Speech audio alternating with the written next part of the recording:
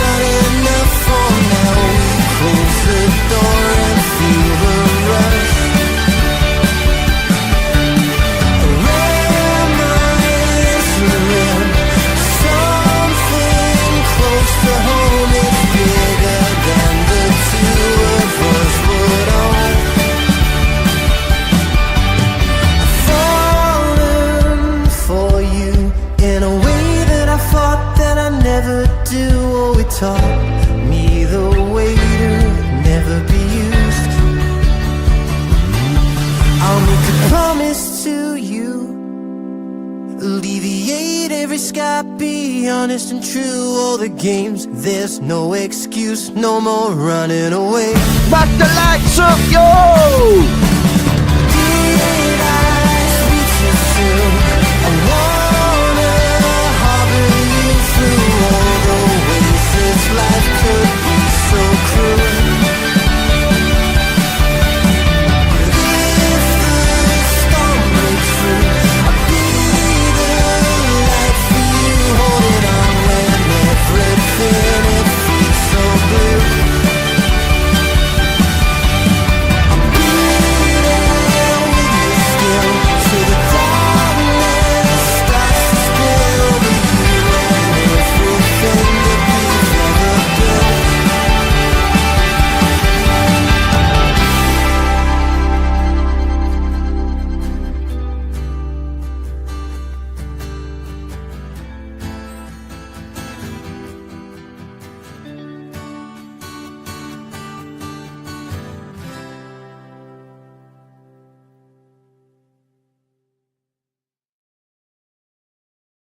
Yes, people, welcome back to another stream. Hopefully you guys are all doing well. Do me a favor, smash the likes up on the way in. Make sure you guys are subscribed to the channel as well if you're new. Steve might be joining us, and I'll get these Americans back on in later on in the week, man. A bit early for them, innit? You know what I mean? They'll both be at work. So, yeah, big shout out Danny and Tarek and that, as usual. And, yeah, hopefully you guys are all well. Bevel's taking some time off, by the way, some streaming, so I'll try and get him on later on this week if he's available. But he said to me he's taking some time off. But anyway, smash these likes up. Make sure you guys are subscribed to the channel. Big up, boys. How we doing, man? Everyone good, yeah? Good to be back, man. Good to be back. Yeah, everyone had a nice break. Hot minute. Yeah. Everyone ready to go again? Every game, Saturday nights. You ready to tell your partners that they're not? Sorry, we can't spend time with you on Saturday night. Gotta go on LB's channel and moan about some City players. Everyone ready? You're on board already, yeah? Yeah. Grass has been touched, and I'm ready to touch some ass.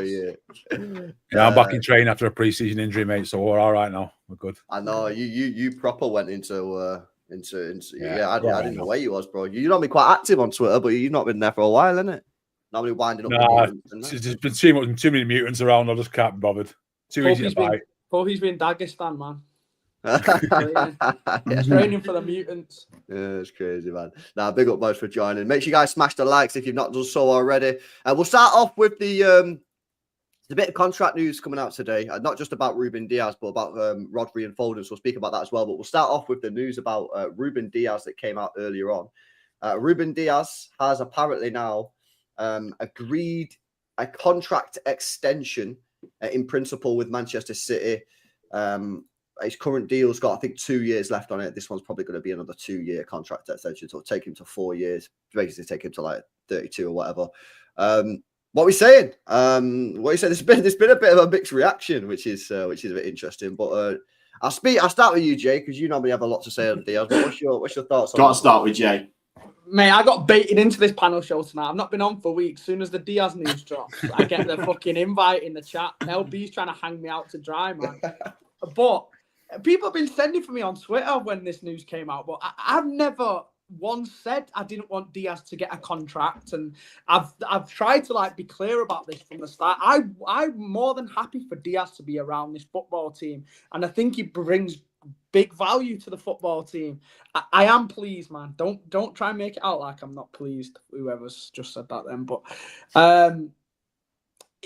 my opinion is that I personally don't see him in our strongest 11. And people even said like, "Oh, so you want Diaz to stay around and not start any Premier League games?" I've never said that either. I've seen this Bailey guy tweet my tweet out before, tried calling me out in front of everyone, and was just spitting straight lies. Calling me out in front of everyone. Yeah, but like not one thing he said was true. Like I never said that I wanted Diaz not to get an extension, but I personally just don't see him in my strongest back four at the club if everyone's fit. I just don't. But do you know what I mean? Welcome to the club, Jay. Welcome to the Exactly. club. This is it. You get taken out of context. I know. Bailey's tweeting you. You are truly in the Joe Butterfield club now. Man. I know. But I'm happy for him to stay. I think he does bring good value in certain games. Obviously, he's probably the best like body on the line defender we've got. That kind of But there's other glaring omissions in his game that I'm not the biggest fan of, especially the way. He's in the chat. Oh, shut up, man! I'm not rattled easily. You was tweeting about me, man, and I don't even think I follow you, and you was tweeting about me. So, but yeah, the way City play football, I don't see Diaz as being our best option in that back four. We play a lot. We play football with the majority of our team up the pitch. We're susceptible to the counter-attack, and I feel like having a centre-back in there that's got the recovery pace that we're looking for is just a lot more suited to our style of play. So, in my opinion, Diaz isn't the main man that I want to see in the starting 11, but he's more than good enough, obviously, to be around. And I'm not taking away anything that he's done for the club in previous years either. I just don't think he's been at his best the last couple of seasons. And it's been glaringly obvious, even though some City fans are fucking blind to it somehow. Can I just bring up the phrase Portuguese Tarkovsky that Jay said before and multiple times in the last 6 months. That's how he plays, though. That's how he plays. Body on the line.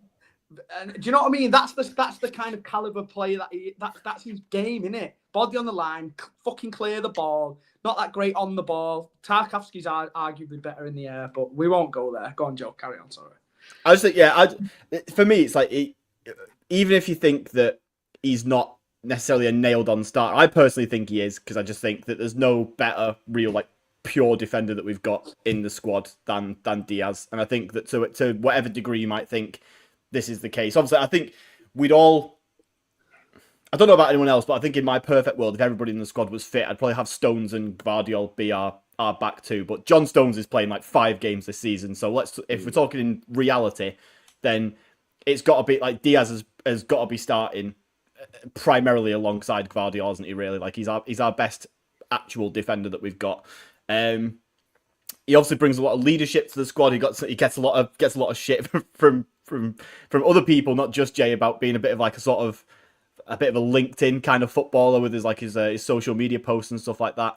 I think he did piss me off last season. Was it after the Arsenal game or Old Trafford where we came away United. and we He done yeah, a few. United, It was United and And Yeah, and we got a 0-0, and it was like, oh, great result, we move on or something like that. I was like, mate, +1, we just drew 0-0 to fucking United, like. And the stop. Southampton 0-0 as well, Joe, when he came out and started blaming Southampton for how they played. At the end of the day, like these footballers' social media, he definitely didn't write or post that tweet. Like That's someone else just a did it for modern him. era, But man. it's a bit like sort your team out if you're going to be doing this. Especially as I see him being the captain at some point. I'm a bit amazed he's not already, to be honest. Obviously, Bernardo's got it because of longevity, but I think once he's gone at the end of the season, you're probably looking at Diaz or Rodri. I think who's going to get it after that. What he brings to the dressing room in terms of leadership and stuff like that. Anyone who's watched any of the the treble documentary or the 4 in a row documentary sees what he does in the dressing room in terms of like the team talks and stuff like that. And those were in situations where he isn't the captain and it's not necessarily his job to do those kind of team talks and stuff, but he still does it anyway. I think he was captain at Benfica, wasn't he, when he was like 20 years old or something stupid like that. I think his leadership is huge, and on the pitch as well in previous seasons, even last season to some extent, even though obviously the defense was still shocking, it still looked improved when Diaz returned from his injury, and like I agree. No matter what, no matter what the state of our defense is, it is always better with Ruben Diaz in it than not, realistically. And yeah, as Jay said, like you can't take away anything that he's done over the last 4 years that he's been here now. Like even when we signed him and he just literally walked straight into the team, like no messing about, just straight in. Our best defender immediately. And if you can find that form, I think he's probably one of the players. He's probably one of the many players, to be honest, who's, last season was just maybe 1 year too far for him. Like obviously he's not old. He's not got the same like unk problems that the likes of Bernardo, Gundogan, Kovacic maybe had. But I think, mentally and physically, he's had a few injuries over the last few years as well. Maybe last season was just like one season too many for him to just sort of keep the ridiculously high standards of 4 titles in a row going into a 5th. Maybe he just has had a bit of a dip, and to an extent, the end of the season before that, he had a bit of a dip as well. So yeah, I'm definitely not holding that against him. I'm sort of giving everyone I'm giving a lot of players a lot of the players who underperformed last year, I'm giving a bit of a fresh start this year to sort of like clean slate and not really taking last season into account too much, just because the whole team was so. You know what? Yeah. I think I will. But if I see the same problems, for the last 24 months, Jay, don't you worry, I'll be back on it. But yeah, no, I think there's a lot of players who have performed at like this level pretty consistently, and then last season like they dropped down to like this level, and I'm willing to after the summer, give the players the benefit of the doubt as things stand now, and feel like they're going to go more. They'll be closer to that level than that level this year, I think.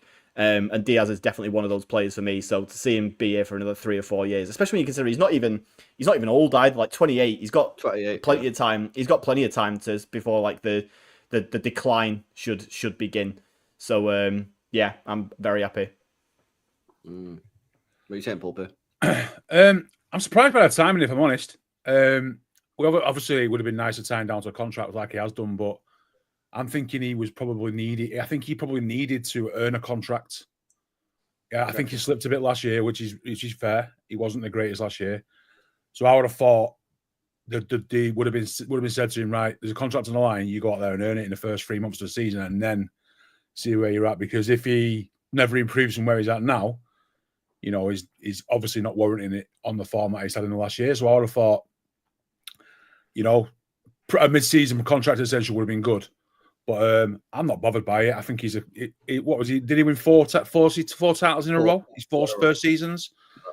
So, on his day, he's a world-class defender. I think we've been exposed at the back purely because we've had no pace. And we all know he runs in treacle, doesn't he? So is that going to get any better?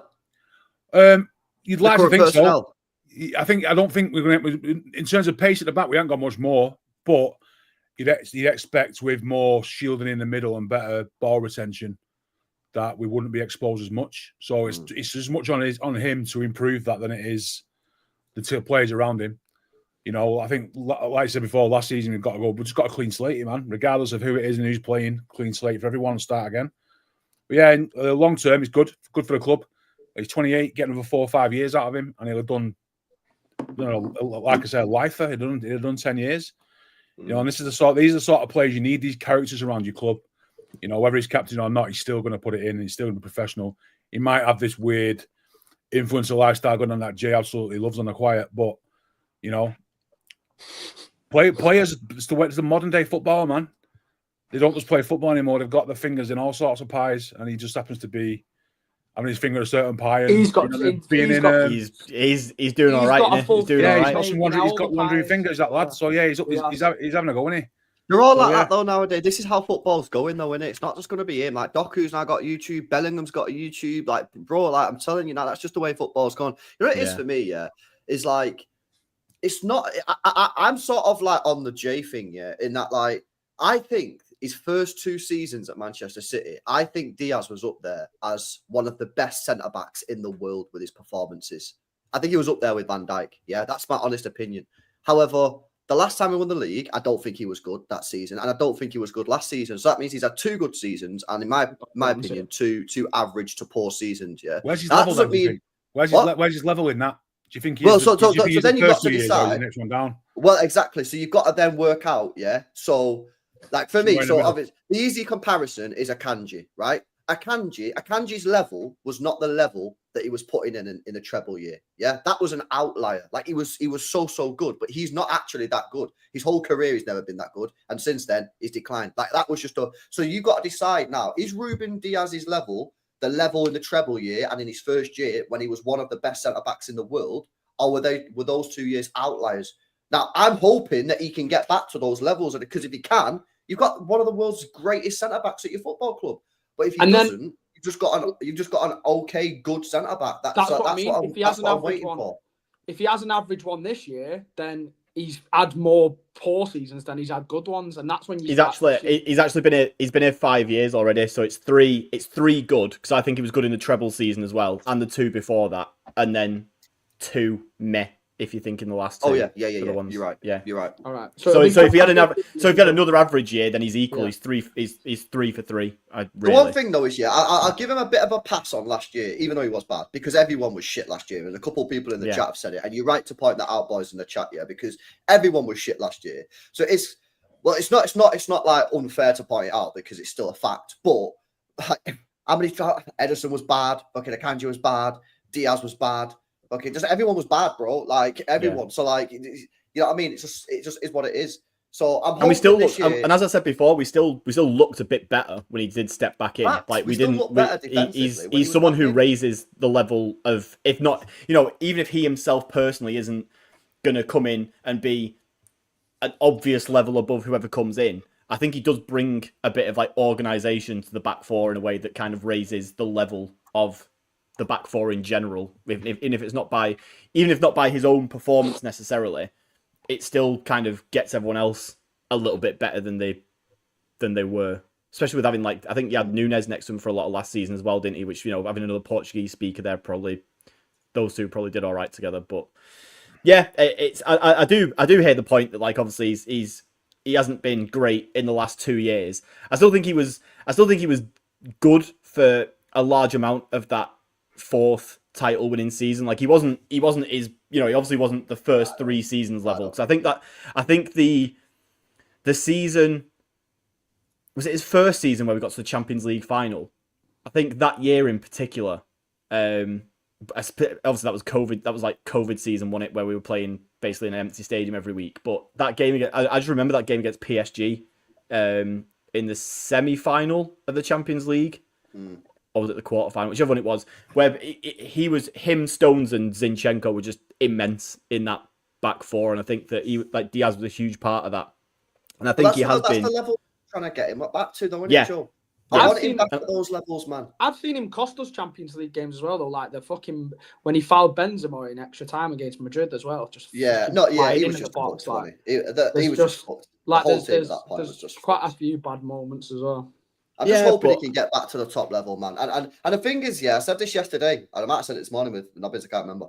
But something that I need this summer, this season, is a stable back four, and especially I need a solid centre-back partnership, Do you remember when we did that panel show before the season ended, and Danny did the maths on how many back two pairings we had. Oh And yeah, yeah. I can't remember what the number was, but I swear down, yeah, he Like said it 13 or something, or 11 or was something it like that. it was A definitely lot, double wasn't it? digits, wasn't it? Yeah. Well, that's Yeah. just fucked, bro. You're not going to win a league if you've got 13 different centre-back partnerships. So, you know, my opinion is I'd rather play Gvardiol and Huzanov. That's my opinion, yeah? But if you're going to go Gvardiol and Diaz, stick with Gvardiol and Diaz for as long as you can push it without obviously pushing injuries, because we need to get back to having a solid centre-back partnership and ideally a solid defence where we've got the same back four and the same goalkeeper playing game after game after game, and they know what they're doing. Last year was just a mess. Players coming back in, different left back, different right back, different left-sided centre-back, different right-sided centre-back. We had Edison behind, he wasn't saving anything. It was just a complete and utter mess.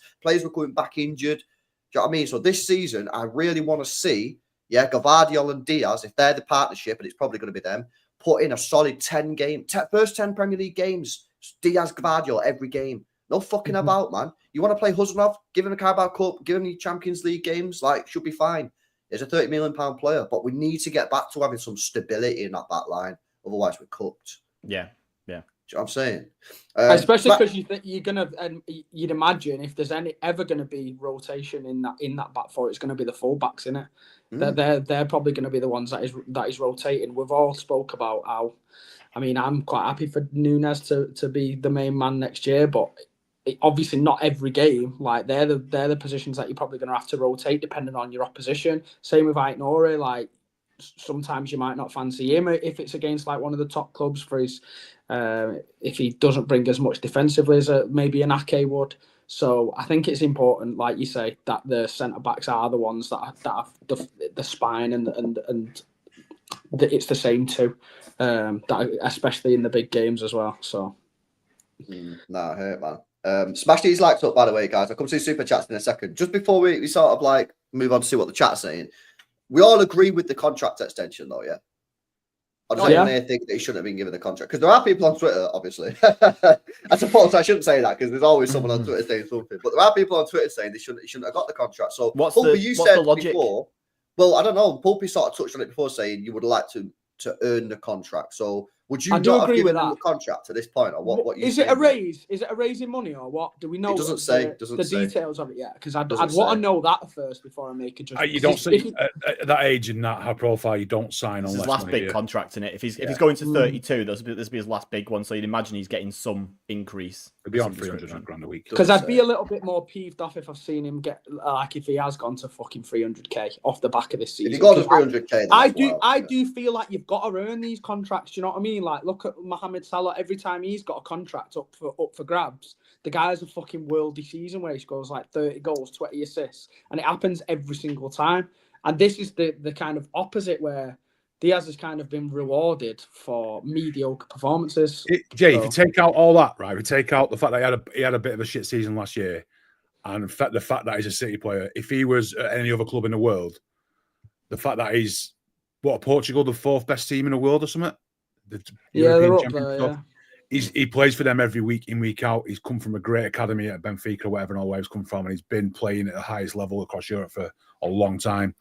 So if you take out all the drama and people that hate on players just because he's a City player or whatever, you'd say realistically he's in the top 10 centre-backs in Europe or world football. You know, taking out last season based on who he is and his profile and stuff. So he's probably going to be earning that money just on merit more than anything. If he's not going to be getting it here, we're getting it somewhere else. But yeah, maybe. Yeah. I just don't agree that he's top 10 Prem. I think he's barely top 10 centre backs in the Prem. But I said that. Don't name centre backs, and I just said I'm gonna have to. Don't ever speak to me again. That's ridiculous. Yeah. What top 10? As in, you don't think he's top 10 right now? Right. Someone said not right now, and someone threw Mark Gahey in there and Dan Burnham. What in the Prem? Speak to me again. Yeah. Yeah, in the Prem. I think he's on the brink, bro. I think. Right, go on. Right, come on, Jay. Who the 10? Who the 10? We had. Did we not have this convo at Wembley? Gabriel Saliba, Van Dijk, Kanate. Yeah, fair. Stones, Guardiola when he's fit. Stones. You can't put. If he's fit, you can't put Stones in there right now. You can't put Stones in right now. Guardiola then. Yeah. Can you put Gvardiol in? He's played about 10 games at centre half. Of course you can put Guardiola in. How many games did he play at centre half last season? About 10. He's a centre back now. He always has been a centre back. Right, so we put in Guardiola, who's played 10 games at centre back. All right, sound, yeah. Go on. So I can't have Guardiola in as a I centre Right, back. okay, We'll right. see. That's fine. Let's Shut just up. give it to you. That's five. That's 5. So you've got to think of 5 more now. Okay, where was we up to then? So you had Gabriel Saliba, Van Dijk, Kanate, Gvardiol.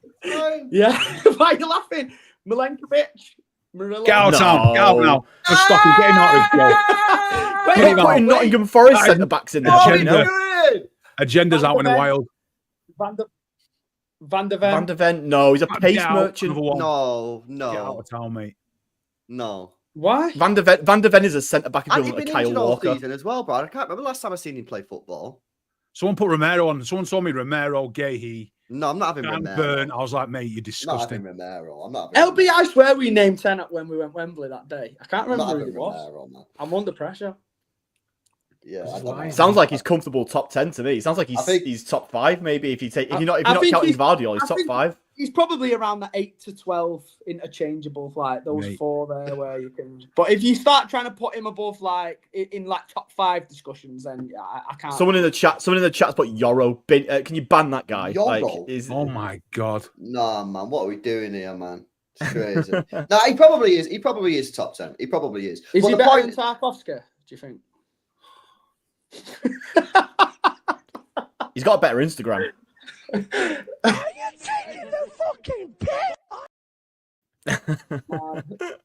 Nah, the Oh, thing is, God. yeah, nah, he is top 10. The whole point of this conversation, yeah, and the whole point of like people getting their views in the chat is that like 3 years ago, he was top 2, top 3 centre backs in the league. Yeah. And that's where we want to get him back to. So hopefully he gets back there. Let's see what he The does. thing this is, year. though, just to counter that, like the top 4 that we just named there are partnerships. Like, and I think that when Yeah, Diaz was facts. top 2, it would have probably been Van Dijk, obviously standing out as a bit of a freak, and then it would have been Diaz and Stones. Both would have been 2 and 3. Like 9 times out of 10, when you're talking about the best centre back, it's usually a partnership of the 2 that just is the Exactly. best.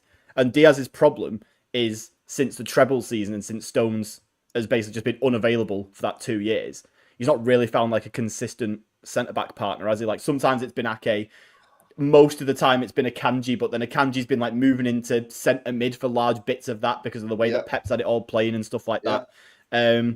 You know what I mean? We've not really seen Diaz have a consistent partner since. Oh, thank you. That's nice to know. It's good to see like having a consistent. That's your partner burner account, since- that Clark. since the he's not seen him have a consistent partner since that treble season, and I think that's been an issue. Like, no, obviously, as just mentioned with Van Dijk, there shouldn't really matter if you like an elite centre back, you should be great no matter who's next to you. But I do think there is an element of where, like, you know, if you put Van Dijk against like next to Kanate one week, then Joe Gomez the next week, and then like I don't know, some kid from the academy the week after that, he's going to look worse, isn't he? And I think that's the thing with Diaz, where he's just been next to a different guy for too many times this season. And like, to an extent the year before, but not anywhere near as much. It was mostly him and Akanji on it. But I think last season in particular was like a real just mishmash at centre back. So, Also, combine everything because you're spot on there. Combine that, the lack of having a proper partner, with he is the most vulnerable defender out of all the defenders for playing high lines and not having a midfield like we had last year. So you combine everything together. No wonder he didn't look too good last year. I don't know. No Rodri I in back front that of he him on gets top of good. that. I bet that he gets back to his top level, man.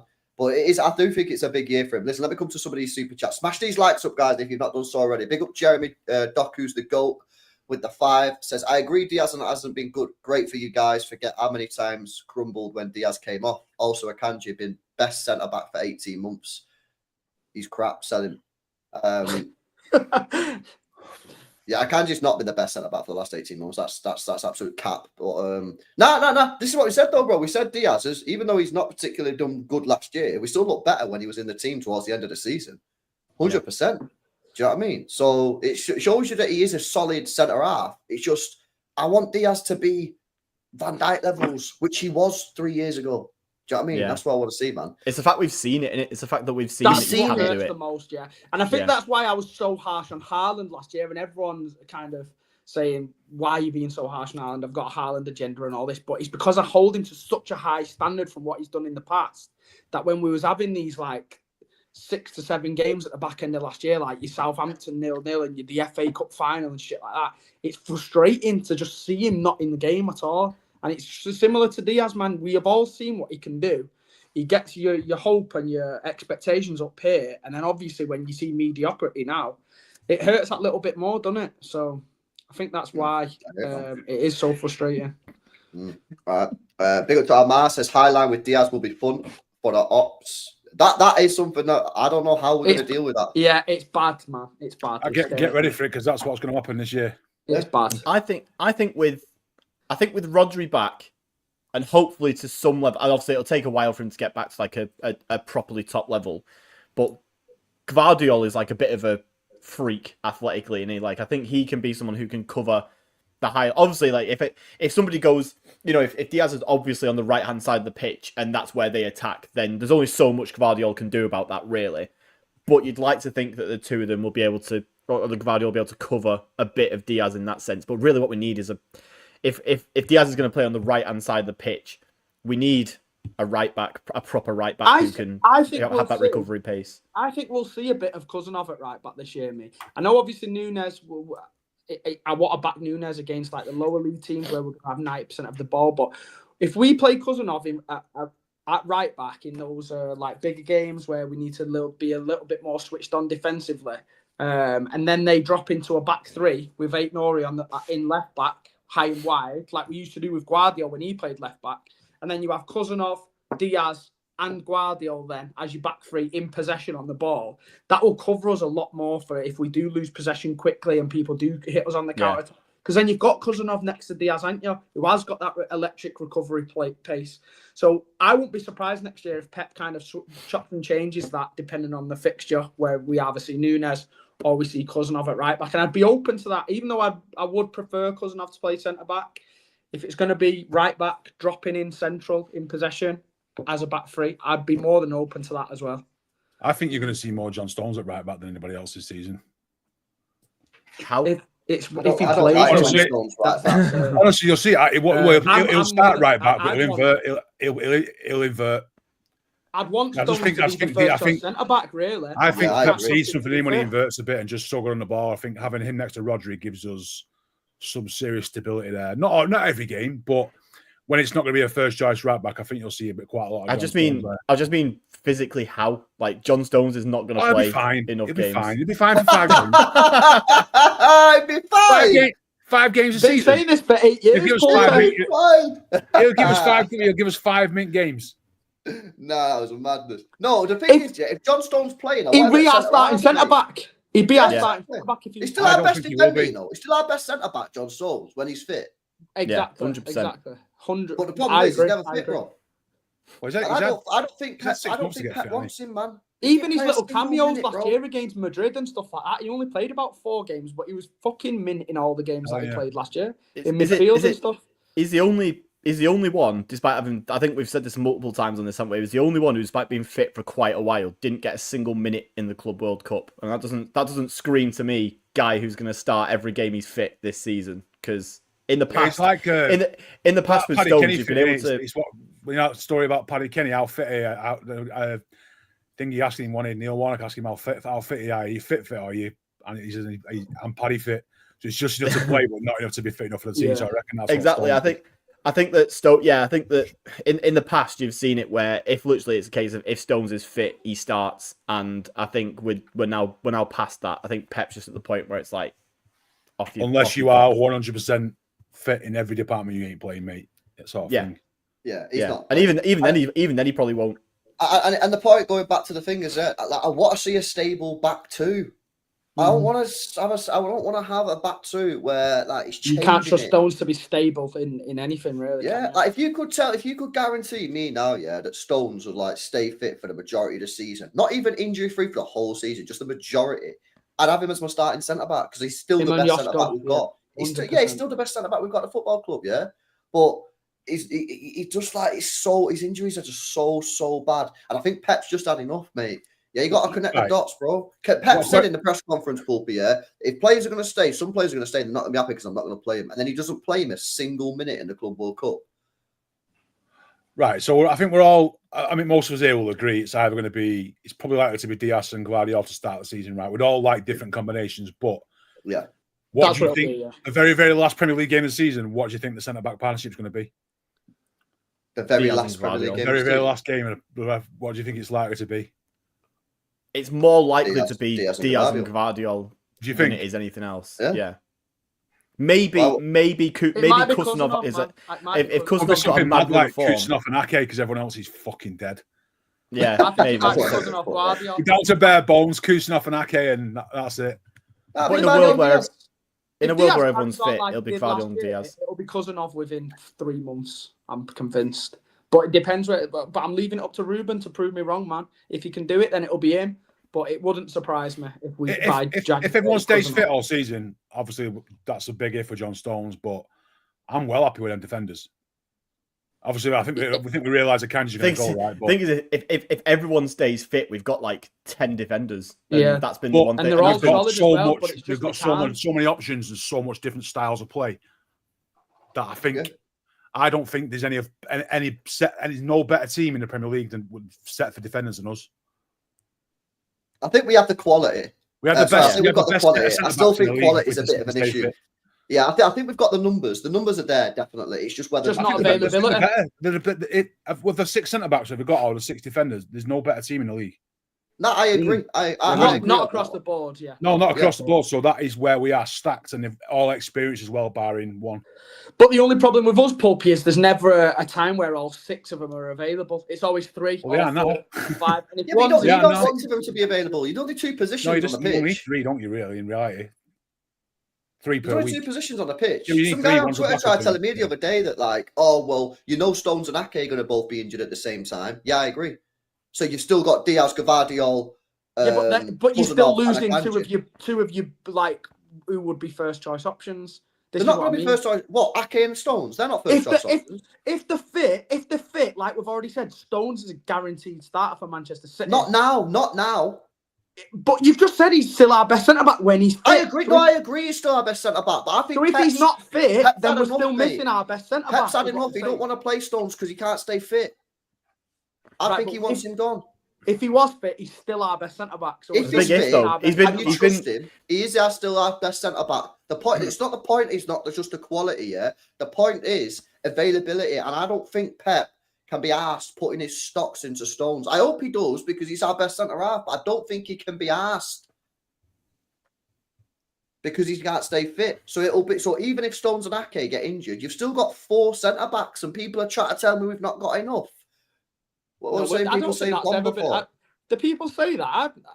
I don't. Yeah, people tell me. Some guy told me the other day we've not that- got enough centre backs. So we've not got enough centre backs because he went. You know, Ake and Stones are both going to get injured. So I said, yeah, you've still got 4 left.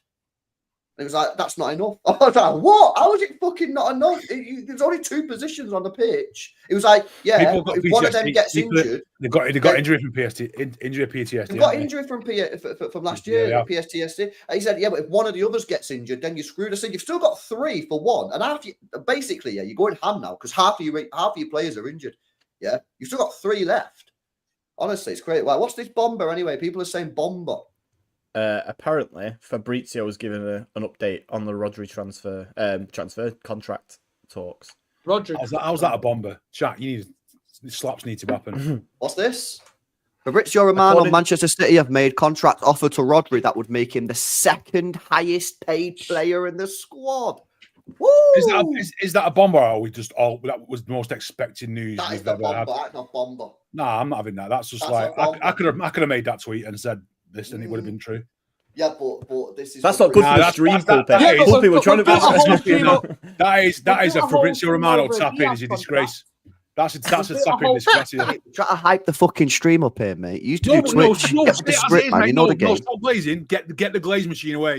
That is bullshit. That is a tapping. Chat, is this a bomber or is this not a bomber, No, mate? This is a that is a bomber. tapping. We've literally had, Fabrizio coming out saying we've offered him the 2nd highest dollar in the team. Well, that makes This is a sense. bomber, mate. Who's the highest paid player? Haaland. Who's our 2nd most valuable player behind that? Rodri, they're not going to pay him less, are they? They're not going to pay him 50 quid a week. Of course, he's going to be an higher. Get out of town, man. Get this guy out of town. What are you saying, chat? Bomber or no?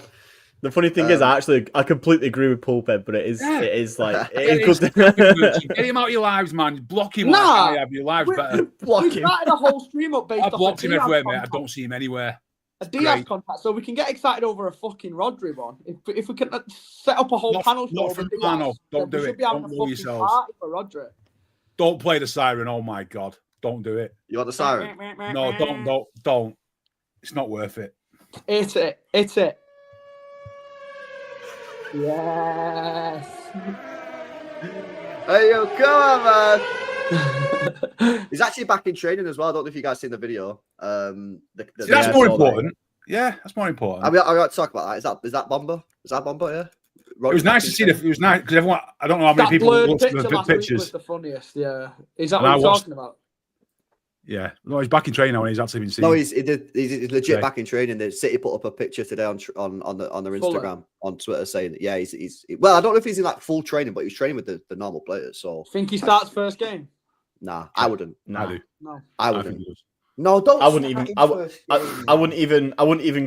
I wouldn't even put him on the pitch against Palermo. To be honest, I'd just sort of keep him. Yeah, nah, he's- don't if be he- risking him there. If he's been out of training until now, I'm not throwing him into a friendly. If he's not starting, 5 lads, days. you do realise that Gundogan's playing, right? You do realise. Nah. Nico Gonzalez and Tijani No. Reinders, double No. pivot, bang. He won't No, play no, Nico. no, no, no, Come no. off it, No, man. no. How have we not learned about? No, about learn your Tempo lesson, already? boys. You can't have it both ways. Rodri's not playing, Gundogan's playing, so It'll be accept that Bernardo. now. It'll be Bernardo. Accept it now, so it doesn't feel as bad in 10 days. Whatever It's it is. Gundo and Reinders. That's what it's going to be. Gundo, It's either Reinders, the and two of Bernardo them. starting that first game. Yeah, it'll Double be pivot of three, those I think, two. yeah. And then Reinders in front. Yeah, once I five would minutes. not be starting Rodri in that first game against Wolves. I'd wait it out and I'd start him against Spurs. So you want which to start is way Gundogan then? more- Well, no, I wouldn't start Gundogan. I can't believe That's Gundogan's still that's here. all. That's the only option you're getting, mate. Nah. There is no world where Nico Gonzalez starts that first game, and clip this and play it back to me. Isn't it mad that we can confidently say that about the guy we spent 60 million on 6 months ago? Like, it's crazy, isn't it?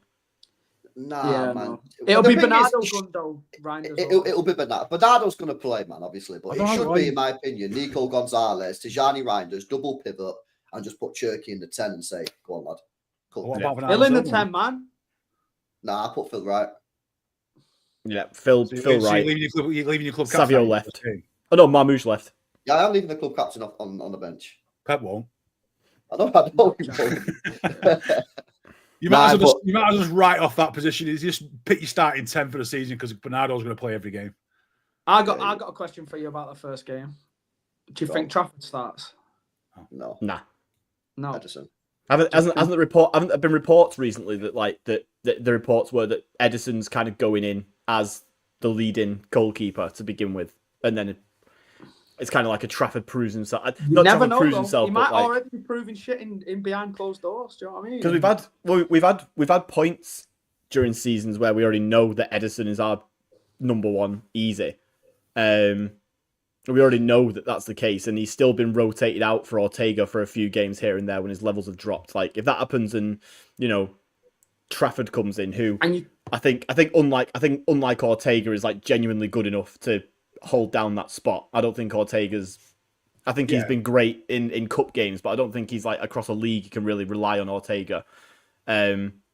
If Ortega in the last couple of years, if Ortega came in, you always knew it was a matter of time before Edison came back in. Doesn't matter if he was 100%. out of form or injured, it was always a matter of time. I think with Trafford now, if Edison comes out of team off form and Trafford gets in, I don't think Edison ever gets back in.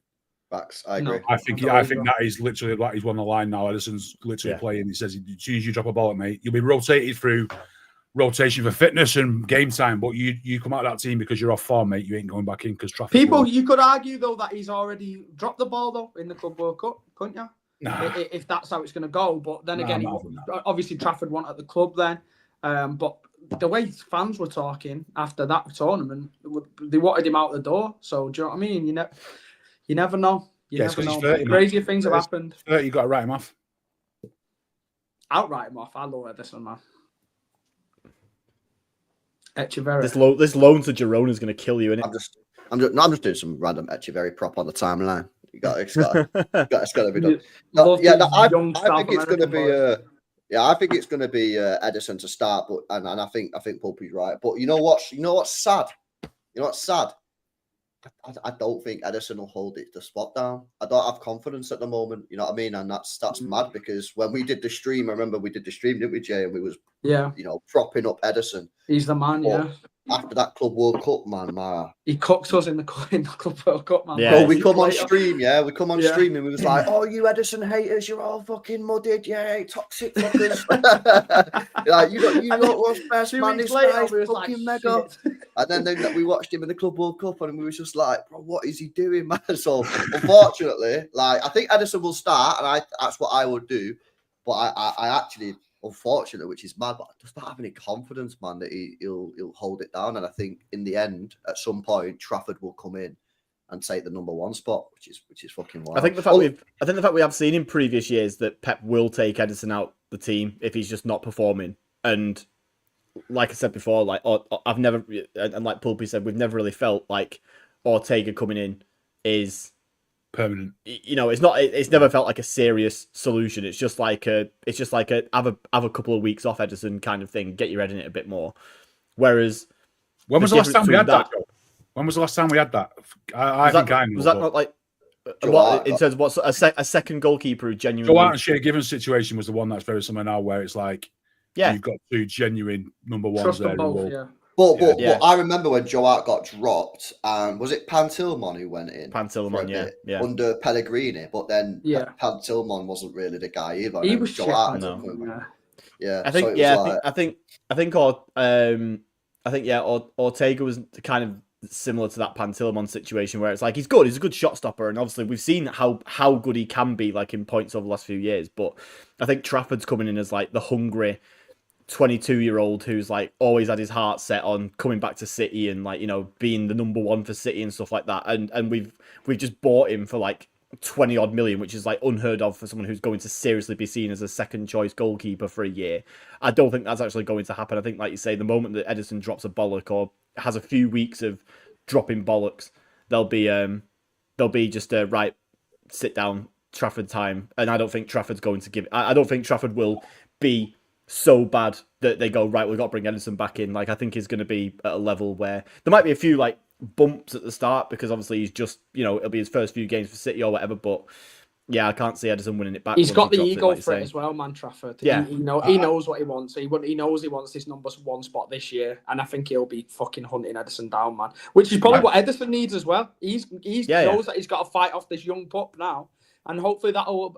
It was the same when Ortega joined, wasn't it? Because Ortega, I imagine that's probably dropped off in the last year or two, where Ortega's had one eye on the exit as well. To be fair, I mean, he signed that contract extension, but he was on the way out. Yeah, he's been. And I think part of signing that kind of made him just think, right, well, I am just the number 2 here, and he didn't really have that same. When he came in, it was like, right, I'm at City, I've got to like prove myself, I'm that guy, and that pushed Edison's level up a bit. And to an extent as well when we had the 4 in a row season where he did exactly the same thing, and obviously he was important in that because of the save against Spurs and stuff like that. But I just think last year Ortega's levels have dropped to the point where Edison's not really felt that threatened in his position. And then when Edison got dropped out the team, Ortega was just so like mediocre that it's difficult to really keep him in. Think seriously like, oh, my position's under threat here because Ortega's just been a bomber? Bang average. Is that a bomber, Pulpy? Is that a bomber? No, I don't know why. Is it a knob to get him off the screen? That's not a bomber either. No? To be fair, No. If Rodri's priority was Real Madrid after how they acted over the whole Vinny Junior Ballon d'Or thing, then I think he'd be. I'd want him to leave at that point because that's just like mental. That if you think that. Actually, no, that's a lie. I wouldn't want him to leave. Just click on his name, click on Romano's name and just block him, mate. You'll feel better. Why? You know, I think No, Your don't life will trigger feel, me. honestly, your life will feel better. You will feel like you've something lifted off How your else do shoulders. I find out transfer news, man? Yeah. How else do you find out that Dewsbury Hall's on his way to Everton? Yeah, anyway, that's on Trafford though, as what Joe was saying, I said this the other day actually, I think Trafford will end up being one of the best pieces of business our club's ever done. If the trajectory is going in the right way, Not only is he an academy graduate and he's brought him back for absolute pittance, he's going to be England's number 1 in 2 years. If he's City's number 1, he's going to be England's number 1, and he's going to be 23, 24 years old. Potential to be a 15-year investment, hasn't it? Yes, I mean, and goalkeepers, if they're on it and nothing more special comes along, he'll play till he's 35. So that's 12 years, 13 years of him for what we've paid for him. You know, and when everyone complains about homegrown, that's just a little cheat code right there for nothing, pretty much. I know. We basically paid 12 million to have him go out and learn how to be a goalkeeper for someone else, in effect. Yeah. No. Like I said, I'm interested to see what Pep does with this one, but I do think he'll start off with Ederson. It'll be interesting to see who plays against Palmero, won't it, on Saturday? Yeah. Which goalkeeper? Yeah. Do you reckon he does 45-45? No. I think 45-45. Give Trafford a game, man. Give Trafford a game. You got to give him his first game. If you're not going to do it in the first Prem game, give him 90 against Palermo, man. Why not? I think whatever team starts against Palermo's likely to be the team that starts in Premier League. Yeah, I'd probably agree. But I think it will be on the keeper front. I think it will be 45-45. I just think it makes sense. Unless if it's Ederson for the full 90, then it shows that he's got no intention of using Trafford at all anytime soon until like the first cup game or whatever. Ortega started, innit? You just know he is. Yeah. Put him in the You know what? On the cup competitions, though, Joe, I if he does start Ederson in the Premier League, I'd throw Trafford into the cup, to the Champions League as well, not just the Carabao. I'd start in the Champions League. I wouldn't hate it. Yeah, and get I think he'd probably get 4 games. He'd probably play half and half in the Champions League and all the cup games. So he's looking at like the guaranteed to start 10 games next year. Trafford. Yeah, I think it'd be stupid not to give Trafford at least the sort of the bottom seed games in the Champions League in that group stage. Like, so that's at least 2. Yeah, maybe another home game here or there. But I think it's one of those where it can sometimes be difficult to really judge keepers based on cup competitions. So I think we've seen Ortega be mint in the cups because at the end of the day, you've just got to not concede. Like, you got to be a mint shot stopper, and the rest of it doesn't really matter because as long as we concede less than the other team, we're through, and that's all that matters. Whereas in the league, like you kind of if you lose or draw a game here and there, like it doesn't matter as long as on the whole you're amazing. Cup games, you have to be on it for like 5 or 6 games. Mm-hmm. But I think with Trafford, I'd hope that if he is, if we have a Carabao Cup game where he's unreal, I'd like to think that Pep might take that into account and go, you know what, like we've seen it before, haven't we? Where like Ortega's played like the Premier League game before a cup game or after a cup game. Do that with Trafford. Just like let him have a bit more than just the cups, even if it's just an extra Prem game, like an extra 4 or 5 Prem games here and there. Just do it, because that's the only way you're going to really properly bed him in before he inevitably becomes the actual number 1 next season if he doesn't do it by the end of this season. I agree. You've got to play him in some big games. You can't just be playing him against fucking like Ruben Kazan and shit. Like otherwise, what the fuck? You got to play him in some big games so he's ready for it. Let me hit these chats again, guys. Smash these likes up if you've not done so already, man. Big up Luke. Yeah, Free Nobbins, man. Free Nobbins in the chat. He's had his YouTube hacked. He's had his Twitter account hacked. He's had everything. Shit. Yeah, he's had everything hacked, man. So I put a tweet out there on Twitter saying tagging YouTube in it. So if you guys could go on and like retweet it and that and just comment on it, so sort of generates more sort of noise. Hopefully they'll see it and they'll get his account back soon. But yeah, hashtag Free Nobbins, man. Big up Luke. Big up Tricks says we haven't got enough world-class centre backs. World-class. Got rippled. I'd say Gavardio Guardiola. Gavardio's world class. Stones is world class if he's fit, but he's never fit. Can we? Diaz has been world class. I wouldn't say he's world class right now. Before LB though, you said, can we say that Gvardiol's a top 5 centre back if he's only played 10 games? Can we call him a world class centre back if he's only played? He did that. Yeah. What now? He done it for Leipzig and he done it for Croatia. He's right. Right, so how can you tell me I couldn't call him a centre back before? I was arguing for him to be a top 5 because you said before, you said who's a top 10 standard. Premier League centre back right now. That's what you said. So I said, can you judge Gvardiol as a top 10 Premier League centre back when he's only played about 8 games at centre back in the Premier League? Not 8 games, is it? Come on, let's do you want me to fact check it? Fact check it now. It's double figures at least. Fact- It was like the whole back 17. end. It's like the whole second half of last season. Well, fact check it then. Let's fact check it then. Let's No, go. it was when Nico O'Reilly came in at left back, which I think was after like 17 games. I'm gonna was say. after like the the Yeah, semi-final alright, of the FA Cup or Let's something have that a he seriously wager held now, down the over position. under 12 games. I'm going over. Oh, it's over. Well over. I'm going 17. Premier on. League only. I think it's under 12. I reckon it's 11 or 10. Right, here we go. Last season, yeah, 24-25. Just put it on screen now, because I'm not letting you read this out of some dodgy source. On screen. Premier League 37. Centre back. Ooh.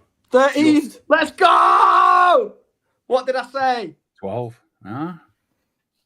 13. Over 20 quid, mate. I'll send me that. I'll send you my details now. Fez. All right, and big up. What else we got in here? Big up to Tricks again. Says it's not a bomber. It's the second highest paid player is Marmouche at 295k per week. Says Tricks. He's agreeing with Pulpy that was. Yeah, get him blocked. Get him out of here. This guy. Is it No, Romano. Get Romano out. Oh, I thought you meant block. No, Tricks. Tricks is fine. You're all right, Tricks. Yeah, shout out Tricks, man. Big up to you, bro. Big up Leonin as well for the 5 bomb before some Bob prop coming up later, bro. Big up to you, man. W's in the chat. How you boys feeling then? We got a pre-season game on Saturday, and then the season starts next weekend. How you feeling going into the season? Are you ready? I'm buzzing, man, for football to be back. I can't even lie. Like, I've been bored, man. I've had a little bit of a break, and now I'm ready to go. Like, how you feeling ahead of the season, boys, for City? Do you think this squad is enough to win the league? Are you happy with it? Some people are a bit annoyed with the window, thinking we need like 2-3 more players. Like, where are you boys at with it, man? I think my thing with it is more. I'm more annoyed that we haven't got rid of as many players as I wanted us to. The incomings are fine. Like, I mean, 4 isn't the number of incomings I'd have asked for. But I mean, I'll take it. Like, but I think it's more the fact that on the other side of things, you've got we've only really got rid of Carson and KDB so far. We haven't seen Gundogan go out. We haven't seen Bernardo go out. We haven't seen like either one of him and those two or Kovacic go out. Obviously, Kovacic is injured. We haven't seen Akanji go out or anyone like that. We haven't seen Grealish go out. We haven't seen Stones or Ake go out. Like, I just think there's a lot of players who I think we all would have agreed before the summer began that were definitely on the way out. That we just haven't. We've seen no movement, and I think that doesn't have anything to do with like that's not really necessarily a bearing on whether we'll do well in the league or not this season. But we've just got so many players who like the squad's gone from being like threadbare to bloated in the space of 6 months because we've added, if you include January, we've added what 9 players. 9 players to the squad, and we've got rid of 2. And it's like obviously a couple of those are going to be loaned out. Like sadly, it looks like fucking Reece and Echeverri are going to go out on loan, even though I think that's an absolute mistake when you consider some of the players that will stay there in their place. But I just think, you know, we're in a position where we've got a squad that's going to suddenly have like 27 players in it, and there's just not room for them all. And sadly, because some of the ones that we can't get rid of are the guys who are well established here, who are earning big money and are difficult to get rid of. Then that means that those guys are going to be the ones who stay, whilst the younger guys like Reece, Echeverri, there might be 1 or 2 others that I'm forgetting about that seem really obvious, but like, you know, players like that who you'd like to see bedded in slowly over the course of the season, get some cut minutes here and there around the actual team. Those are going to be the guys who are going to be flying out to Girona in a month's time and are going to be playing, you know, bottom half Spanish league football, and it's just like I don't see how that's better for the development than them staying around here rather than. But if they do stay, they're not going to play, are they? Well, this is the thing. Echeverri might play, but Vita Hayes ain't playing if he stays, is he? So in my world, I'm looking at it in the way that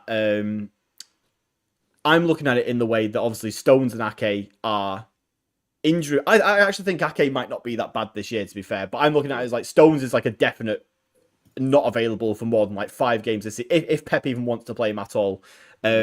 Ake is going to probably play some minutes at centre back and some at left back, but ultimately will probably still be injured for around half the season as well, realistically.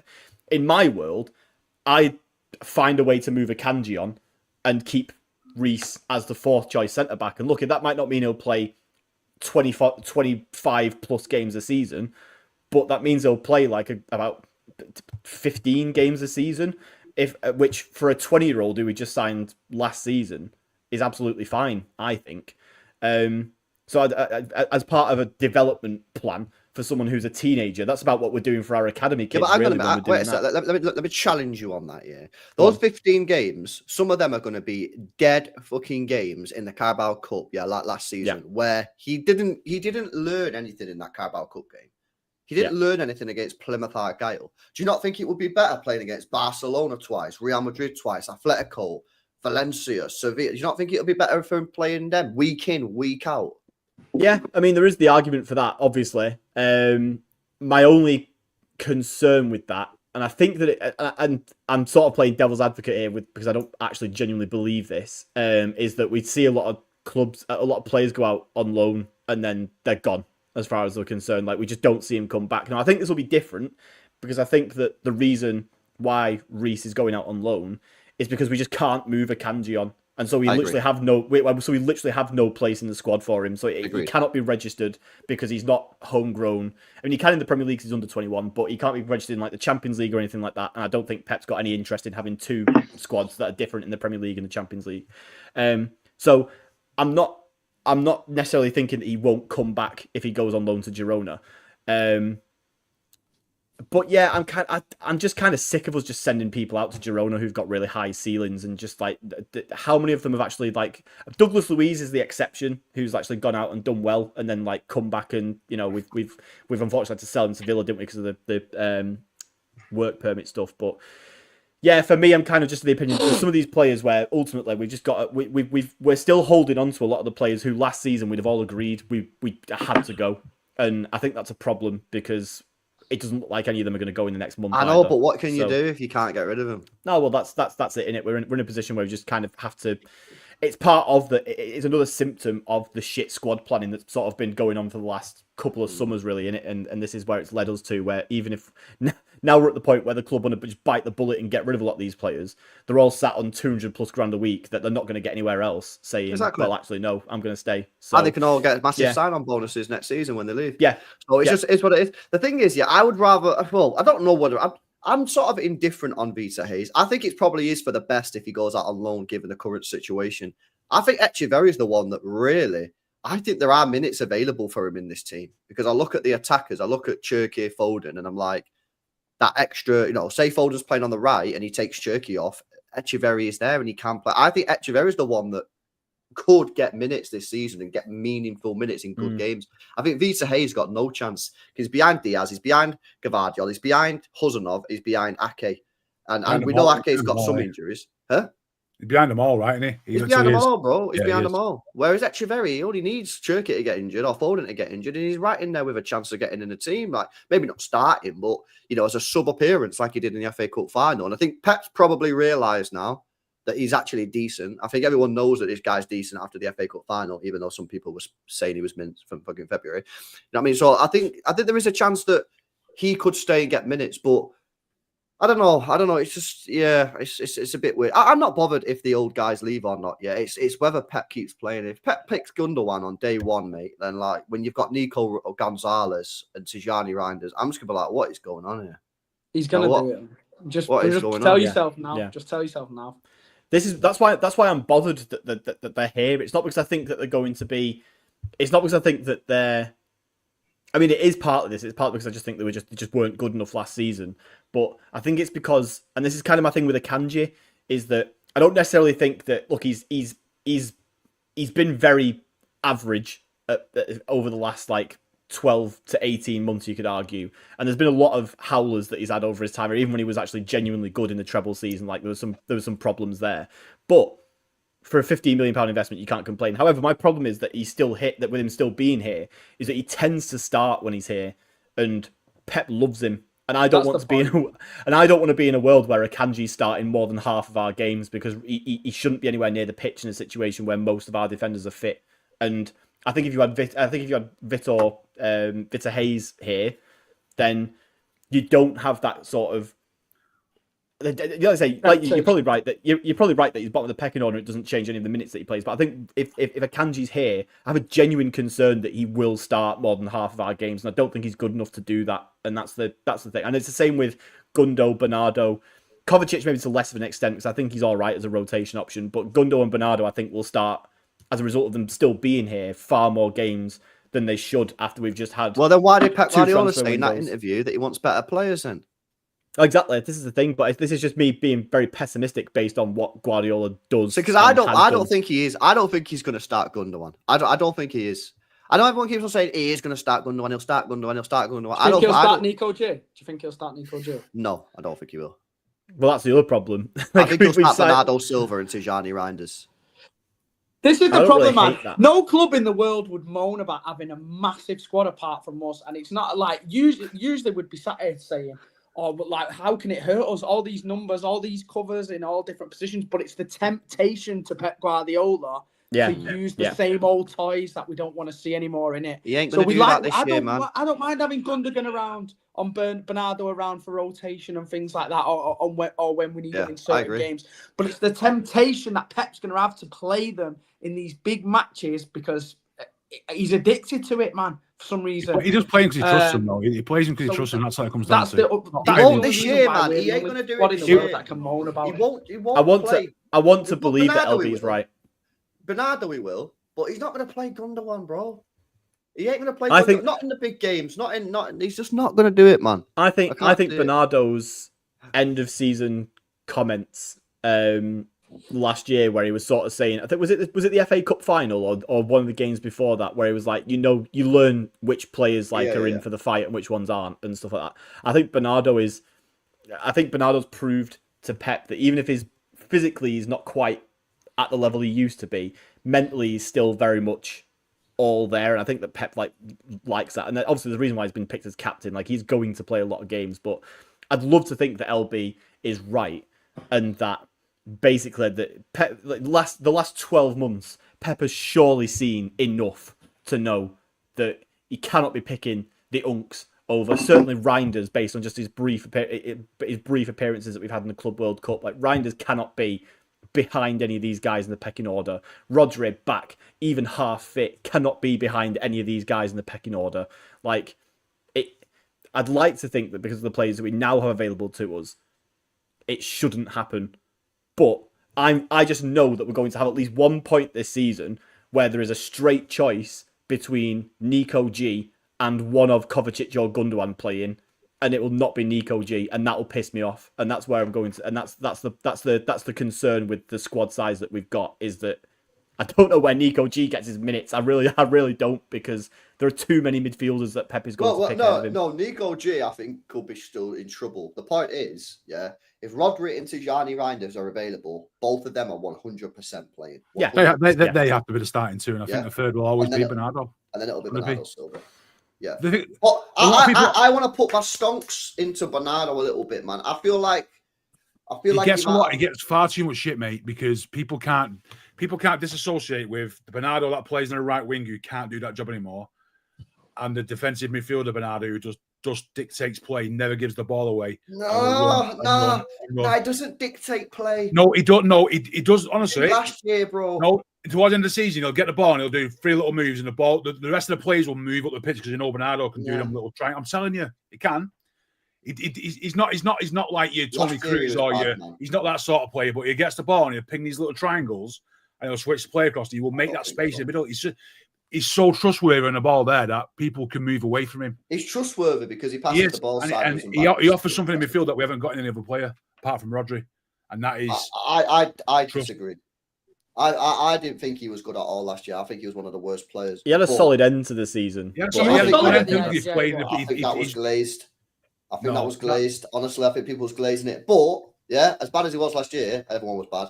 I think that he can get back on it this year, man, because he's only 30, isn't he? Yeah.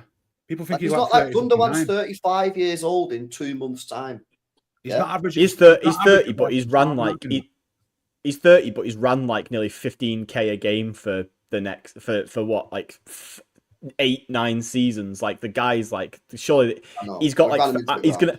I reckon he'll have Fabinho syndrome where he's He probably was going to also just drop playing off a cliff at some CDM point. last year. He was playing the 6 last year, which isn't his position. Do you know what I mean? If he's playing Yeah. next to the likes of Rodri this year, like, watch how much his game will elevate, man, when he's got him back next to him. Like, we asked Bernardo to do a The worrying job. thing is, if he ends up on the right wing, mate, if he ends up on the right wing, then I'm going to smash me against the wall. No, yeah, I hate Nah, Bernardo on the right. That's when I will lose my shit. Pulpit is not going to play Bernardo Silva right wing. He's going to start Bernardo on the right wing in games. He won't. He's not. He won't.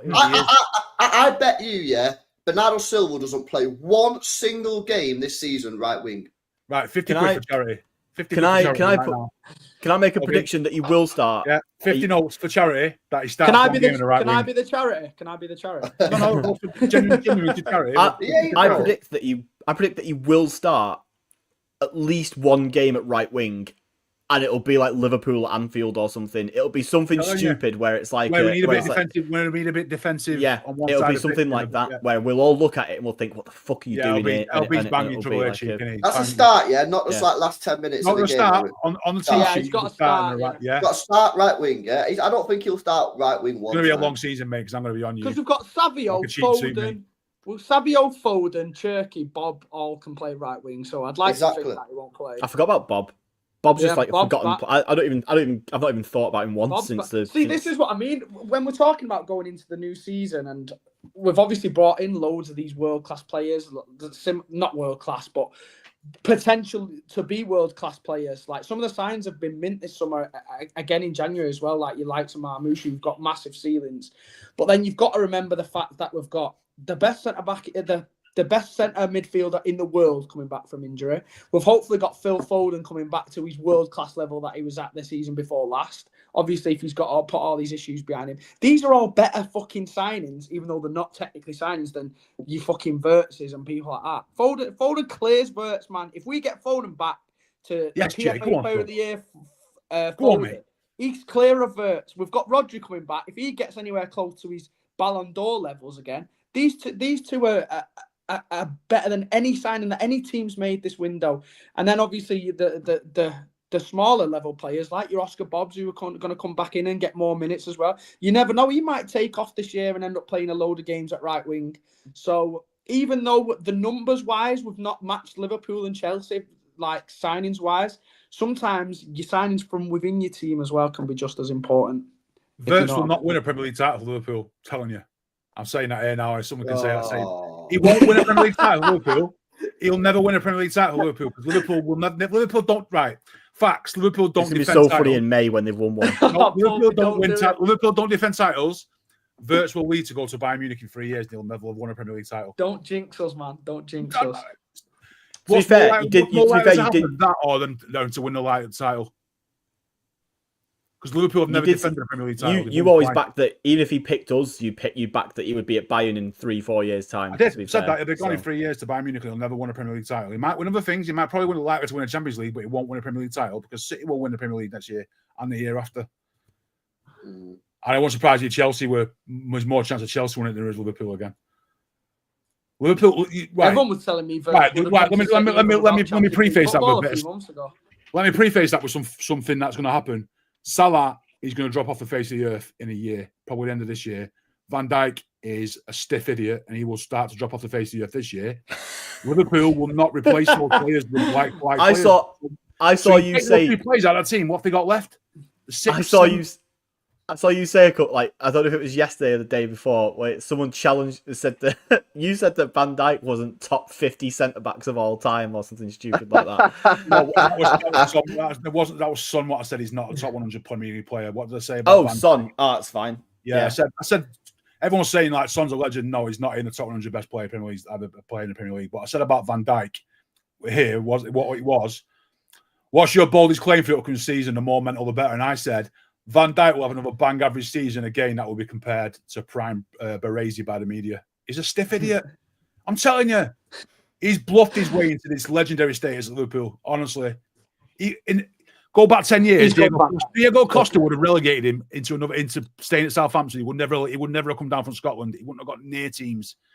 I think he's overrated, but he is very good. He's massively overrated. He's a big stiff idiot. Yeah. When I still people think put he him is. like, when people say that he's the best centre back in Premier League, history, Obviously they've never seen. Oh, honestly, they've never seen stuff. Somebody said. But the I other agree day, with you about Salah. Adams I is think like Yeah, me. Salah will no. flip five this Here, year. I've got the tweet now, actually. So it's something about very different. Blah blah. That's not fault to the man himself. Best centre back in the world since he signed for LFC. And then you replied saying, "I agree, but I'm saying in my lifetime there are easily 40 to 50 better centre backs in world football." That's it. That's true. True. I Premier League history, easily. In Premier League history, so 40 centre backs in history, since in my lifetime. You just in this, to be fair, here you said world football, so that could be like anywhere world in the football. Premier League. There's I thought easily you said 40. Premier There's League, easily then. That was a 40. wild. in all leagues. In all leagues across the last 40 years, there's been 40 better centre backs since I've been alive than Van Dijk is. Name them. Oh, I could be here all day, mate. Konate. No, easily. Diaz. Diaz is mint, man. He's in there. I'll reply to that tweet. I'll do it. I'll tomorrow reply to that tweet with 40 players that were better than Van Dijk. I'll do it. Fucking hell. I don't want Liverpool fans and people that have watched football in the last 8 years that'll disagree. The scenes when Julian Lescott makes the list. I said Gary Cahill, and I'm not joking. Oh my god! Yeah, you Cahill. can say Gary Cahill. Cahill.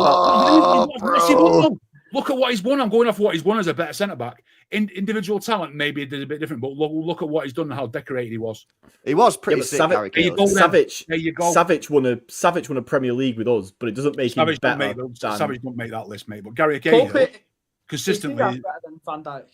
Diaz. Yeah. I'm going to say no, mate. I'm going to say no. Yeah, good. I'm proud of you. I'll be honest and say no. But That was Sol close, Campbell. You were saying sell Diaz about 2 months ago. He was.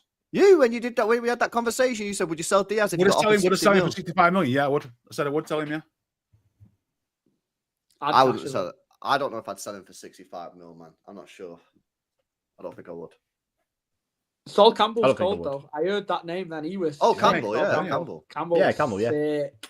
When he used to play in them England teams in 2004, 2006, and used to get in like team of the tournament and stuff like that, he was clear of Terry and Ferdinand for England for about 5 or 6 years. He's sick, Campbell. Underrated. Thing is though, just a bit of a weirdo, innit? Yeah. I know this is all a massive tangent, but if somebody said to me that Van Dijk is the best Premier League centre back in the last decade, 30 years, I wouldn't hate it. Like I wouldn't hate the shout. It's not mad. I would to have say top he is. 10. He's not better than John Terry for me. He's not better than John Terry's my number one, but I wouldn't put like Van Dijk like well below He's that. not better than Company, and he's in the last best centre back in the last 10 years. I think I'd love to not do that, but I think you have to put Van Dijk above him. No, I think you have to.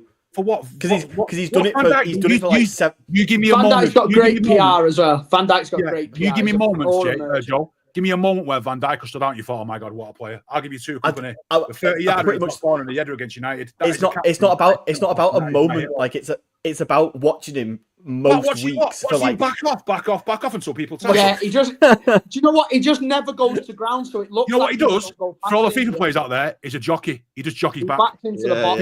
I always did that on FIFA. There you go, jockey back. Left I will agree. I'll agree that since his injury, since the ACL, I think he's definitely changed to do that. But I think before that, he was literally like, it was like watching a freak. Like nothing could get past him for like 6 years. Because who was he playing against? The Premier League? Callum Wilson. I could defend against Callum Wilson. We could all do it. Well then, what was Company playing against? Callum Wilson. Diego Costa. Well, then you picked one of the most mediocre players of Van Dijk's time, and put him up against one of the most horrible to play against strikers of. It is Company true. used to body fucking Vardy and Drogba. Yeah, Mangala used to body Ibrahimovic. It doesn't make him mint, does it? No, I'm telling you. He's a massive. Mangala's had one of the best City debuts of all time, mate. Put some respect on that guy's name. Who is the donkey? Van Dijk. No, don't like him, by the way. Nah.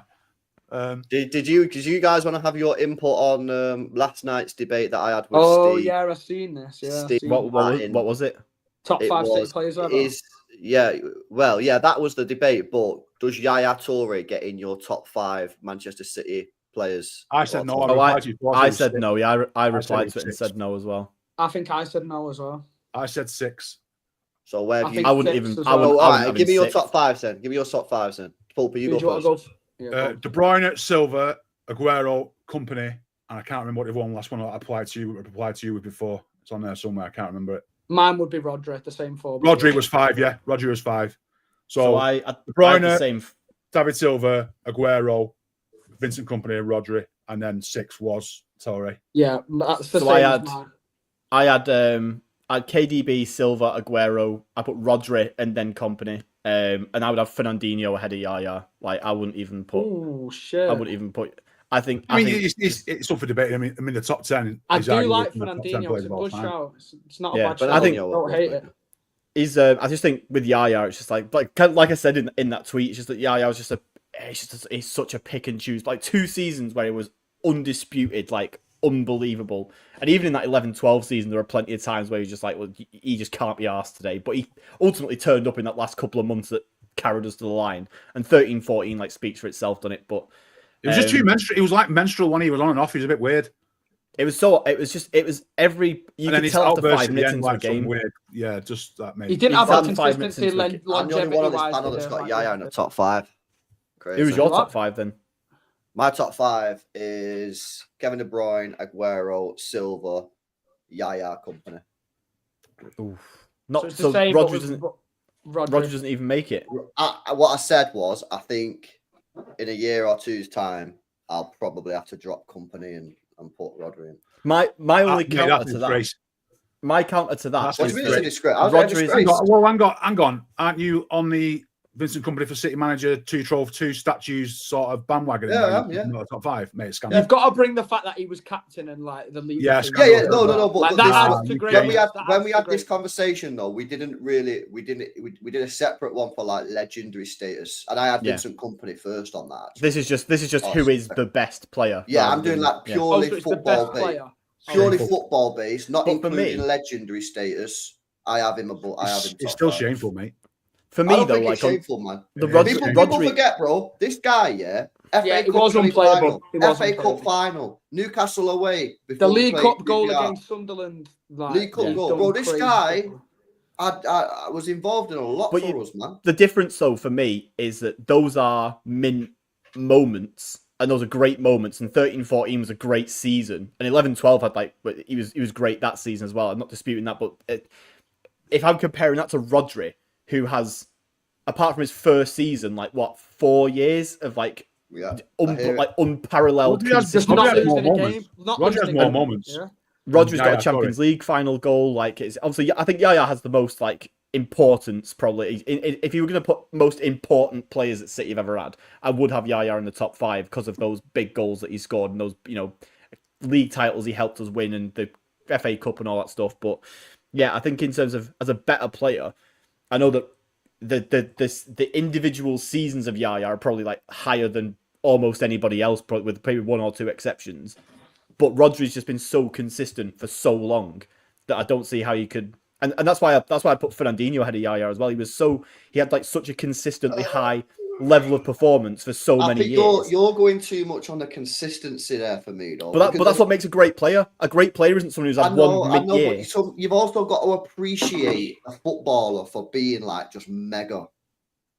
And Yeah, but he was Torre mega when he wanted to be, and he wasn't mega when he didn't want to be. Like, how many times did we watch Yaya just walk around a pitch when we weren't doing well? And just be like, I think it wasn't as bad as you're making out. I might have been saying the same thing last night. There were games definitely where it was like, what the fuck, Yaya even on the pitch?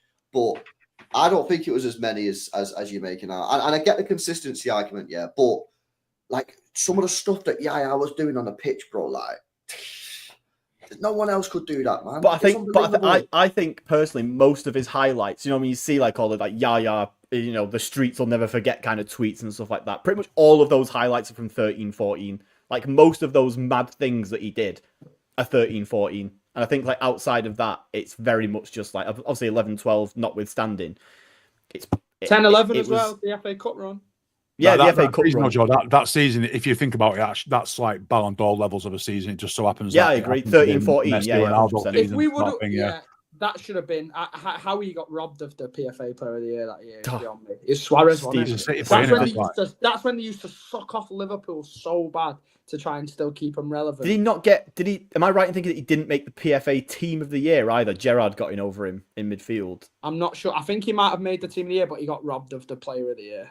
There was something where because it took Aguero got it about ahead of him. 8 years to get in the PFA Team of the Year as well, didn't it? Took him in. For so long, it was just kind of like, oh well, obviously City Liverpool have done well. Like you're a City player, so you should be doing well, kind of thing. Do you all have KDB number 1? Yes. Yeah. Hands down. It's interesting. I think it's close between him and Silva. Like Silva is a close second for me, but it's KDB. I have Aguero second. Me, I've got Aguero second as well.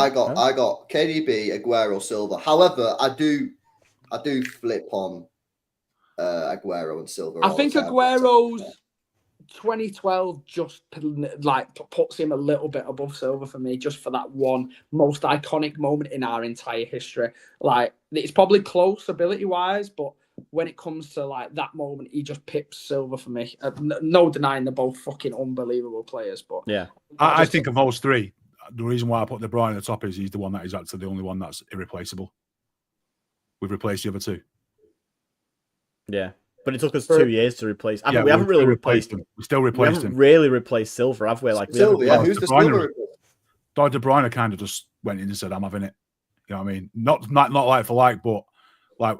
When you look back in history, Aguero will always be second fiddle to what Haaland's going to achieve.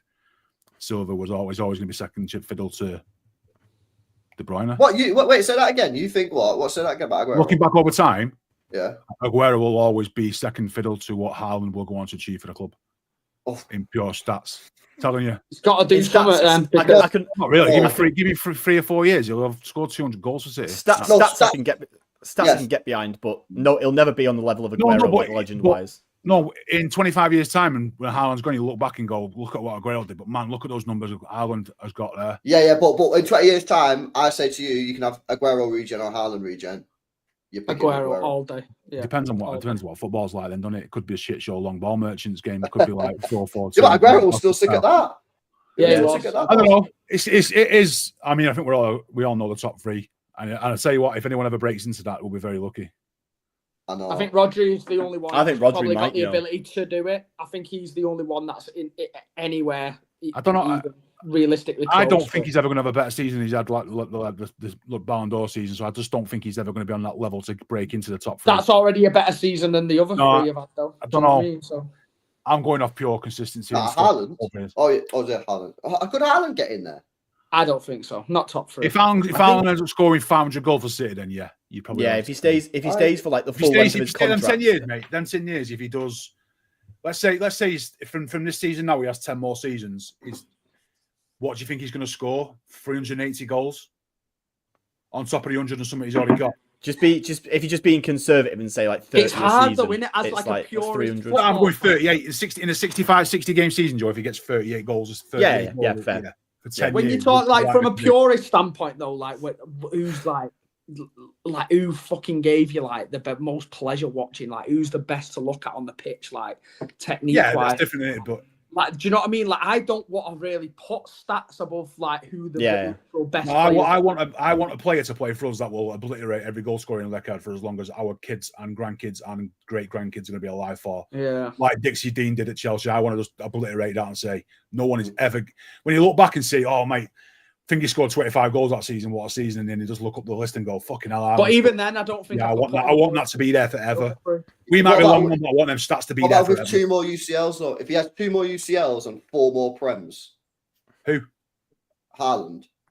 If he scores that many goals, if he scores 380 goals in 10 years, I think we'll probably win 7 more leagues in that time. I just can't get past the. No, because Jay's saying no. So I'm saying to Jay, what about if Haaland breaks all the Premier League records, Alan Shearer breaks Aguero's record and wins 2 more Champions Leagues? That's 3 Champions Leagues, 3 more than Aguero, and let's say 4 Prems. So he wins, what's that? 6 Prems in his career. Foden will be in the conversation then as well. Yeah, Foden will be in the team. But Well, But hopefully, no, it is, I'm still more of a purist when it comes to like the eye test, man. Haaland can score all the goals in the world, but when it comes to like pure joy of watching, this is why I'll never put like Salah above like your Hazards or your Bales in Premier League conversations. Or I still even have Mahrez above Salah because of to watch it. You like the Hollywood stuff, don't you? Beautiful at playing football. Do you know what I mean? 100%. Stats don't mean as much to me as You do it to would me, with my stats make eyes. people cry, mate. Stats make people look back and go, "Fucking hell, I hate that." I know, but And not me. Not me. that breaks people's hearts and souls and destroys families and generations. And Yeah. I want that on my conscience. I'll just remember Aguero, De Bruyne, and Silva. Like, I would have lived through that and said, "Yeah, fuck you." I've had to live through United doing it. I've had to live through Arsenal doing it. I want people that I know for their kids to live through that and fucking hate City for it. And I want them to suffer for years. Pain, unimaginable pain of Haaland destroying football, making it look like we're cheating. I want that. That's why I've got. But the thing is that the eye test though, that like how they make you feel watching them and stuff like that. That's why I've got Silva over Aguero personally, because like that's just like he's one of those players who like you'll never look at the stats and go like, oh, he was minting, but like anyone who watched him will tell you that he was absolutely ridiculous to watch. Like the fact that it's weird. He feels like he never really got much attention at all until the year that it was announced he was leaving. And then suddenly, like everybody, like realised, and everything like that was saying that he's like one of the best Martin midfielders said in that the last league. night, but I remember, right? Carragher, Neville on Monday Night Football. Roy Keane said it. Was saying that in the 2-3 years before he even left that he's the best player in the Premier League. I remember them saying that. But it wasn't like a widely. I don't think like, it was the fans and that. Yeah. It wasn't like a widely held thing. But then obviously, like with a lot of players, like I mean, for me, Scholes is always the worst offender for this. Like the moment he retired, like he suddenly went up like 3 levels in everyone's mind, didn't he? Like I think he was just overrated as fuck. Yeah. But I think that Silva never really got that much appreciation from. I do get that, yeah, because he was never in like PFA Player of the Year talks, and someone spoke to me the other day. I was arguing with a United fan about the Scholes thing. Weirdly enough, Joe, that you've said it, because I always say how overrated he is. And David Silva was never even nominated for a Ballon d'Or, like top 30 in his whole career. Who's that? That's crazy. That's that if that's not Silva. Underrated, like unstated. And he had. Not even in the 100 point season. He never got even a Ballon d'Or nomination, and he's no, because football's all stats based. Yeah, that's Yeah. just the truth. Yeah, and to bring up some stats. Saying. So he wasn't like highly stats. lauded worldwide, was he? Haaland, yeah, still the only player in the top 50 Champions League goal scorers of all time to have a goal ratio of over one goal per game. Freaky chat, freaky. Oh, it's because he plays at City. Actually, his worst record in the Champions League is at City. Can you imagine? When these shows on Sky, the 100 Club and stuff, top one or 200 Club, of people who scored the goals in the Premier League. Yeah. In 20 years' time, we're going to be looking back and it'll be Haaland 400 Club, and it's going to be a 2.5-hour show. Yeah, it's just going to be smashing goals in from all tap-ins, headers, back flicks, dirty walk-ins, rebounds, just smashing them in. Everyone's going to be like, this show's on again. It's 2.5 hours on Sky. We did that, didn't we, Jay? Jay, did you come Schalke away? Yeah, I did, yeah. Remember when we went Schalke away, a couple of years ago when we won 3-2? Sané free kick, wasn't it? Yeah, Sané free kick. We got this gaff in some like German town, and it was sick, wasn't it, Jay? It was like this penthouse, right? We didn't realise it was penthouse. I just ordered it, and it turned out to be mega. And we got there, yeah. That guy definitely give us the wrong keys for it. He definitely gave us the wrong keys. Anyway, we're in this gaff, proper like penthouse place, and we're like, what the fuck? It only costs like 100 quid. And we've been out on a sesh like all night, and we come in with steam, and he had a big TV. And we sat there drinking at like 3 o'clock in the morning, and we had Sergio Aguero's every goal scored. Yeah, sat there at 3 o'clock in the morning, just drinking beers, just watching every Aguero. It was fucking it's like 40 minutes that montage, isn't it? I can't remember how long it was, but it was pretty long. We won in the last second of the game as well, didn't we? Sterling scored the winner. Sterling scored. That was a sick game as well. Yeah. Was we 2-0 down at half time? I'm sure we was 2-0 down and we won 3-2. We got 10 men as well, didn't we? Didn't Fernandinho get sent off?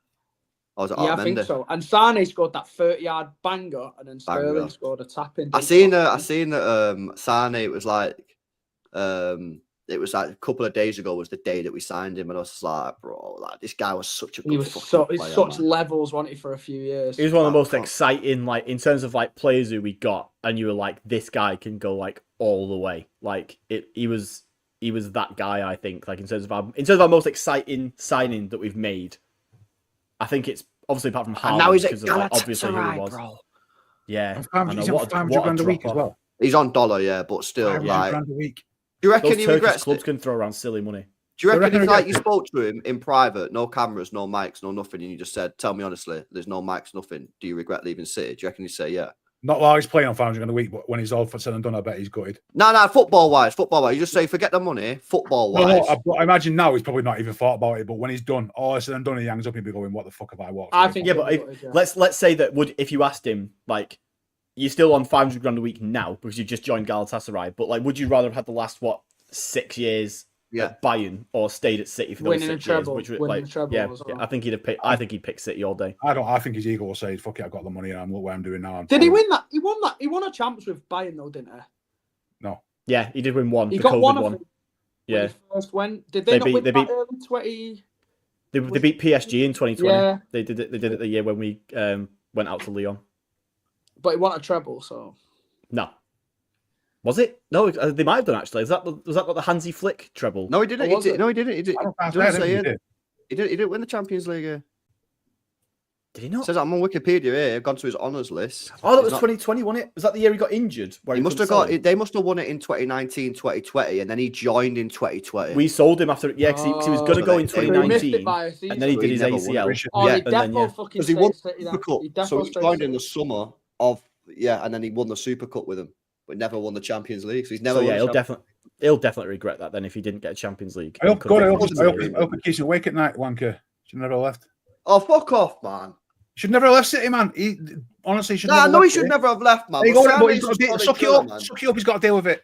The grown Nah, man. nah, Yeah, not having it no wasn't all hatred him on though, Sane, Pep. man. It wasn't all him though, because Pep didn't want him either, did he? In the end, Yeah, because he was a shit, questioning because he had a his work shit rate and attitude. stuff. He's a Nah, mad Yeah. ass. I'm not taking no Sane slander here, man. He was a Sane mad was ass. Sane was Moody solid. little baby on 500 grand a week. See you later. Nah, he was sick, Sane. He was mega. Hey, We what would- was meant?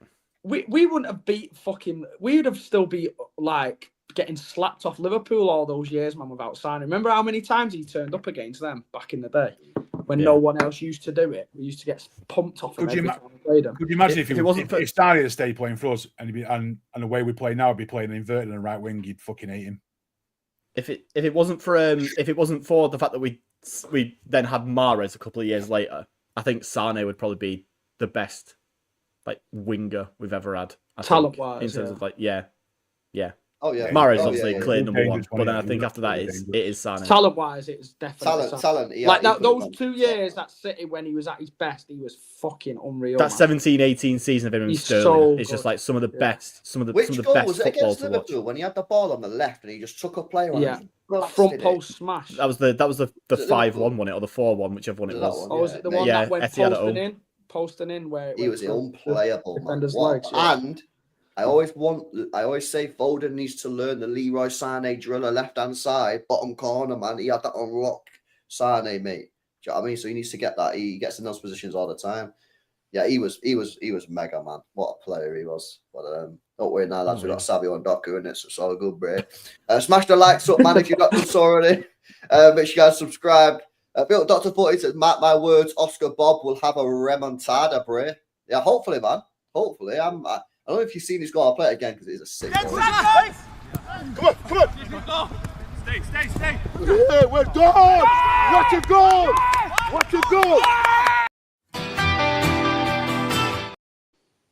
Getting off, yeah. What a goal. What a goal. Yeah, Torre was loving that. Nah, it's such a sick Yeah, goal. That Cole, was touch.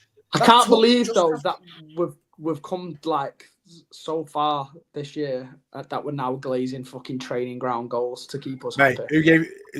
who played the assist in training? Who was it? Yeah, Good glaze one. that then. Glaze that then, LB. Great pass, to be fair. Perfect weight of pass, man. Big up Tricks. Oh, yeah, we had that on screen. Big up, bro. Appreciate it, man. Big up Links as well. It says LB put Palmer level with Sane, Diaz, and Ake. Cook him. At 50 minutes max. That's what it is, isn't it? Nah, yeah. Oscar Bob, you want to speak about Oscar Bob or not? I'm a bit sick of Skeptical. the Oscar Bob's going to save us all narrative. It's been here for a year it's now. bullshit. Can we not just, Yeah, can we not it's just been hanging around for a year. Let the guy just grow up. let him just ease his way back in like a kid from the academy should do after a broken leg? He's also barely played any football, so why people think that he's like Lionel Messi is beyond me. But He had 4 decent games pre-season, man. Everyone thought. LB, what was you saying to me in the fucking group chat the other day that we was arguing about? Oh yeah, chat. What do you think about this chat? Yeah, I think from what I've seen of Bob, what I've seen of Doku, what I've seen of Savio, I think Bob's the best one. Based off like 9 games. How is that a bad thing? How is that a bad thing, chat? That He's Newcastle made- goal was serious. That Newcastle He's goal made was this serious going judgment into your based brain, off isn't it? like 900 Agreed. minutes of football. Bob, easily facts. You facts, are all facts. glazers as well. Absolutely, Obviously, the LB Glaze army, right? Aren't they? That's it. I think It's true. I think you could Facts. make the argument. I think you can make the All argument these it's plots. Savio. Doku and Savio are playing like Champions League games week in, week out, Premier League games, like putting up. Obviously, they're not scoring as much as we want them to, but you're basing Oscar Bob off 900 minutes of football off the other two who are playing week in, week out. Like, for you to say that he's worth his more is crazy. I'm basing what I've seen at Manchester City. Now, to be fair, I said this in the group chat as well. If you include Savio at Girona, then fairs. I'll probably go Savio for me. I was about to say that. Just at Manchester City, yeah, and I probably am taking some academy minutes as well, yeah. I'll pick Bob over Which them. don't count. That's completely wrote off because I'm not taking academy minutes into this. I'm saying, yeah, I'm I'd talking take about Bob men's over them football. too. I would take him So over them too. just a base of City, the City in a City shirt. Doku better than them both. Based on what he's done at City. Not a chance. Based off of what? What are you basing? What- He's what he's done done at well City. more at City than the other two. No, wait, He's scored more goals than It's not both about doing them. more. We're not talking about Big we're talking- moments, it's- better it's- performances. Yeah, He's clear. it's like the other two. It's like the best player versus most important player debate again. Like I'm not talking about like Doku's done more because he's been here longer, but I don't think he's a better footballer than either of those two. No chance. You know when you see stats on the screen, it says he needs to play a minimum of 10 games to be on a list. Something like that. Yeah. 900 not- minutes of football this guy's Bob played. not playing enough games. Right, to be on the LB, list. if the hypothetical situation here now, all right? Yeah. Say the Madrid or Saudi come in, right, and they want to buy 2 out of those 3 options that we're talking about there. If you had to keep one of those 3 players and one only, are you telling me that you'd keep Bob over the other 2? Based off what you've seen. I didn't ask that. Just pick one. I'm just showing my working. It'd be Bob or Savio. Yeah. What's the question? Sorry. You're gonna keep Bob. You're gonna keep Bob over there. Who's got the highest skill ceiling out of them 3? You're crazy, bro. I can't believe it. I would. Who's got the highest skill ceiling from the talent you've seen? Bob or Savio, yeah. Joe, the question was obviously if a Saudi team come in hypothetically, they want 2 of our wingers. Out of those, I might as well just ask you between the 2 because we know you're getting rid of Doku. But yeah, 100%. Obviously, who are you keeping out of those 3 if you could only pick one? If 2 had to go out the door, I'd personally pick Savio, but that's just because I know that that's because I know that he's capable of being much better than the other 2 based on his time at Girona. I can accept that. But to but pick if 900 minutes of football is. But in this situation where we are just basing it off performances for City and what they've shown in a City shirt, then I think talent-wise, Bob is definitely above Doku, and I think you can make the argument that he might be above Savio as well. But I think Savio's Doku, like, mate. I'd have Doku. I'd keep Doku out of the 3 of them. I swear on my life. If Oscar Bob, right, hadn't been a City Academy player and he'd been playing like that at Southampton, would you be going, oh my God, this guy's incredible? Yeah, I think he's mega. Well, after 9 games, I don't think so. I think he's mega, bro.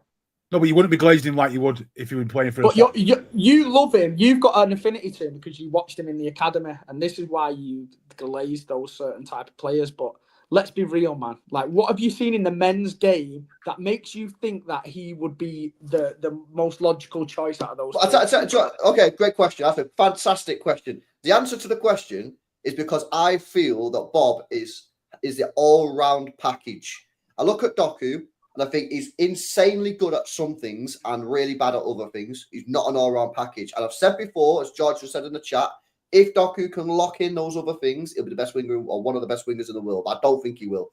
Savio, listen, Savio's fair. Savio's a good player, man. And what he done at Girona and last year done all right. I think Savio could do it. I'm not going to. But I think out of all three of them, I think Bob is the most all-round player. He can play on the left, comfort. He can play on the right, comfort. He can play in the middle, comfort. When's he playing the left? When's he playing the left for City? I won't play him on the left. When's Oscar Bob done anything? When's Oscar Bob done anything for City? City's in the first team. He scored against Newcastle from the left. Scored from Newcastle to 3-2. What, for about 8? Yeah, 8. So you're basing that off 8 minutes of football? If he doesn't score that goal, we don't win the league. How do you know? Because didn't we have to go there and win the game, no? No, winning there was quite important. He did score. It wasn't an important goal, but it wasn't a title deciding goal, was it? Just happened that he scored. No, it was a mad important goal. Yeah, but he played it 8 minutes. You're not basing it on 8 minutes, surely. Come on. But yeah, I wouldn't play him there if he was ever. He played against Villa. He dropped Foden, by the way, against Villa when he was getting absolutely rinsed and put Bob on the left. And Bob was better than Foden that day on the left-hand side. I still think Doku's got the highest ceiling though out of the three. I just think he has. Who, Doku? I think Doku's got the highest ceiling. No. So I kind of low-key agree with that because I think he could end up being the best player out of the three. No, I agree. If he can lock it in, that passing, that final ball, that's all he's missing, yeah. If he can do that, yeah, I agree. Those two incredibly important things for a winger. That's all he's missing. That's the point, Joe.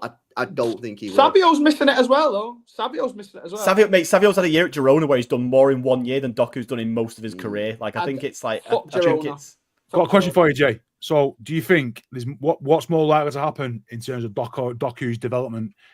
Do you think he's going to want to have a career like Sterling did, where he has output and affects games, or is he more likely to be Anthony Martial sort of player where he started well and then had absolute dog shit? I think he's got to develop the side of his game. Vincent Kompany said this in an interview the other day, and I've been saying it on the panel for months, and I think I tweeted about it, that Doku's got to develop his game off the ball. On the ball, he's one of the best in the world at beating a man one-on-one. But what I see him doing more is getting into the box and trying to get to the back post at the end of crosses from the other side. I think if both the wingers can start doing that, and especially Doku, because I do think he's better at going past people than Savio is, if he can bring that to his game and start popping up in these areas in the box and scoring the tap-ins that Sterling did, because let's be real, like technique-wise, Sterling wasn't the best player in the world. His shooting, like sometimes it looked like he'd never kicked a ball before, but what he did was he arrived in areas at the right time, and his movement off the ball was amazing, which made him have an amazing career. De Bruyne said it himself in his head. Yeah, if Doku can bring that to his game, he will be.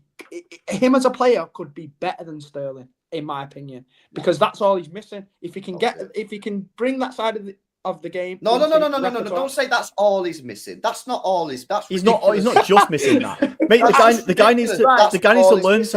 needs to learn to find a blue shirt with a cross. Like that's the number one thing he's missing. Don't just pick up that. All right, I've misworded that. Then there's a couple of things that the final ball obviously needs to be worked on.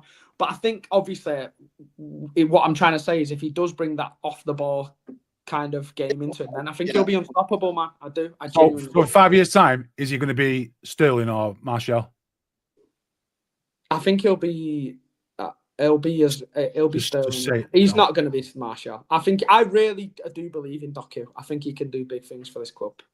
I think Doku's like a Spurs level player. Like I think he's gonna be one of them who's like he's so erratic's the wrong word, but he's just such like a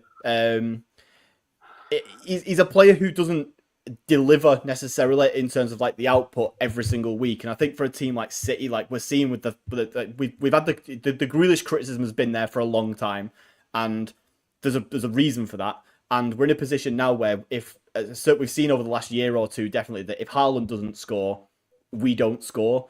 And I think that we're probably at a point where after this season, I think me and LB have said this in the past, that like if he doesn't have a year this year where his numbers and his output really improve, it could just be off your pop. And I can accept that. Like, and I think he's got long left, yeah.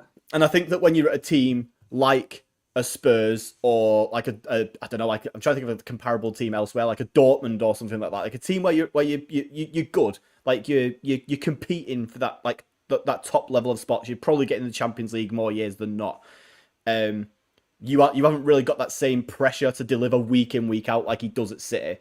And that's where I think he could thrive and be really good. Maybe like Newcastle. Like Newcastle could take him. He could be really good there. But I just personally don't see him as developing to a City level. Can I ask you a question, winger, Joe? personally. Did you watch the Club World Cup? Yes. Well, I watched the 2 games that He were was on at good. like a He was reasonable good. hour. What did you think? Because I thought that and I'll come super chats in a second, guys. Sorry, I actually genuinely believed that I saw like something slightly different with Doku and He Savio, was but arriving mainly in the Doku. box. Yeah. What do you agree or not? I genuinely think that he looked like he was a level better than he had been in the previous season, but I'm kind of really loath to put too much stock into the Club World Cup personally. I'm going to wait until there's been like 5 or 6 Premier League games before I start judging whether he's actually had an improvement or not, because I don't think the Club World Cup is he did have a good Club World Cup though. I can't deny that. Yeah, he was good, and like you say, that he showed like a bit of movement, a bit of that more attacking intent. Obviously, like we see him just like run at fullbacks for fun, but we don't really see much else from Doku, really. I don't think, in terms of getting forward. Guys got off a corner, man. Check him out. Yeah, and I think that he was great in those 4 games, but I'm really just give me 5 or 6 Premier League games this season where he's had serious involvement, and then I'll get back to you. My worry this year is that he's not going to get the minutes, because I think we're starting to go in the direction of having the inverted wingers again. Not wingers per se, but your Marmoushs, your Cherkis, your Fodens, who are going to pick up those central areas. And we've got Aït-Nouri now, who's going to be being the player who's high and wide on the left-hand side. So my worry is that he's not going to get as many. Well, that's where Doku got his goal from, didn't he? He was quite far inside on that goal. Yeah, Where and he was played picking that up quite a few central positions in the Club World Cup compared to what he did last year. But that in those central areas, he's not really that kind of player that you'd expect to pick up the ball in tight spaces. The thing is, though, do you not remember when Pep played him there at Newcastle in a more inverted position, and he was causing all sorts of problems for Newcastle. So maybe the game where he scored a hat trick as well, was it against Bournemouth, where he was picking up a lot of central positions in that game as well. I think he got 3 goals and 2 assists or something in that game. Yeah. And that was a lot of running through the middle as well, and shooting from like. He was everywhere on that. All his goals come mad gaffs. Yeah. All right, let me have a look at some of these chats, man. Smash these likes up as well, people. Shout out Adam, man. I big up to you, bro. It says, I'm getting the City black top. I get someone on the back. Who should I get? And get up, LB. I'd say Cherky 10, bro. But you gotta wait first. Yeah. You gotta wait. You gotta wait for Cherky 10. If Cherky don't get 10, Mamouche 7. But I'd wait for Cherky 10 if it was me, bro. He also says Bob's better than Savio and Doku. He's got everything. Big up to you, bro. And he also says, breaking news, Rodri, new contract, Brace City extra. Yeah, we spoke about it about an hour ago, something like that. So scroll back if you want to see what we said on that one, bro. But big up for the super chats, bro. Yeah. Cherky 10, lads, the one to get. Big up Aaron with the 8 months. Says if Bob didn't get that injury, he would have been the main starter by now. He would absolutely have more DNA than the other 2. Bob clears, in my opinion. I agree. You think he'd be a starter? He was going to start the season. After last season, 100%. There's no way. There's surely no way, given that we played with the output that they both had, Doku and Savio, for so much of that season. Everyone Bob talks wouldn't about have gotten ahead of him. He wouldn't start. I think he would have started the season, but I don't think he would have been the main player of the season. Everyone talks about that pre-season like it is some fucking Greek mythological, like fucking legendary run that Bob went on. Was it a tour of America, Jay? Like, chill out, man. Like a tour of America, like it was like. It was like some sort of weird tour of America when it played. Yeah, but he was the best player in the whole pre-season. Winger in the league, No, he was the best player in that pre-season, so he would have started the season as our right winger. And also, most of the team was coming back from tournament as well, so he would have probably started the season based on that. Man, he was pre-season means fuck all to me. Genuinely, yeah, I agree. I agree. I'm not basing any of my opinions on Bob. I'm not basing on the pre-season stuff because I don't care about it. It's more the fact that in this particular instance of him having played quite a lot he would have played a lot last season if he hadn't got injured. I'm basing that off the fact that neither of our other wingers was particularly great last season. So he probably would have got a lot of minutes, and he probably would have maybe just by default been better. If Bob had started the season, you have to accept that Grealish would have been the best one of our left winger all season as well. I don't think people are ready to accept that. No, well, Grealish would have started the season as a left winger last year, and Bob would have started the season as a right winger. The narrative is they didn't, and we would have won the fucking quadruple if only that 2 would have played. Jesus. And Oscar Bob, but the way the season started last season, the preseason, the way people talk about Oscar Bob's preseason, you'd expect it to be challenging Lamine Yamal as the best young player in the history of world football. That's the sort of trajectory he was on. You know what we need to do, right? On the panel show before the season starts, right? So next week we'll get a panel show like back end of next week, right? We'll get everybody on the show, yeah. And we all need to come with 3 out there predictions in it. And we'll write them down. Pulp is going to be at the end of the season, we'll review all of them. This is a shout. This is a great shout. Get a spreadsheet up, LB. Get a spreadsheet up and get everyone's predictions like for certain topics. I will. I'll do it on the panel show next week before the Wolves game. We'll do one on like Thursday, Friday. See when you guys are available on that, and I'll get everybody to give us 3 out there predictions for the season, and then we'll review them at the end of the year. 3 for City and 1 for the league. Yeah, 3 for City and 1 for the league, mate. 1 out there prediction for the league. We'll do it, man. Yeah, we'll name and shame these fuckers, innit? You know what I mean? I'm receipts, down, man. Keep those receipts. The receipts. Make it public. Absolutely, man.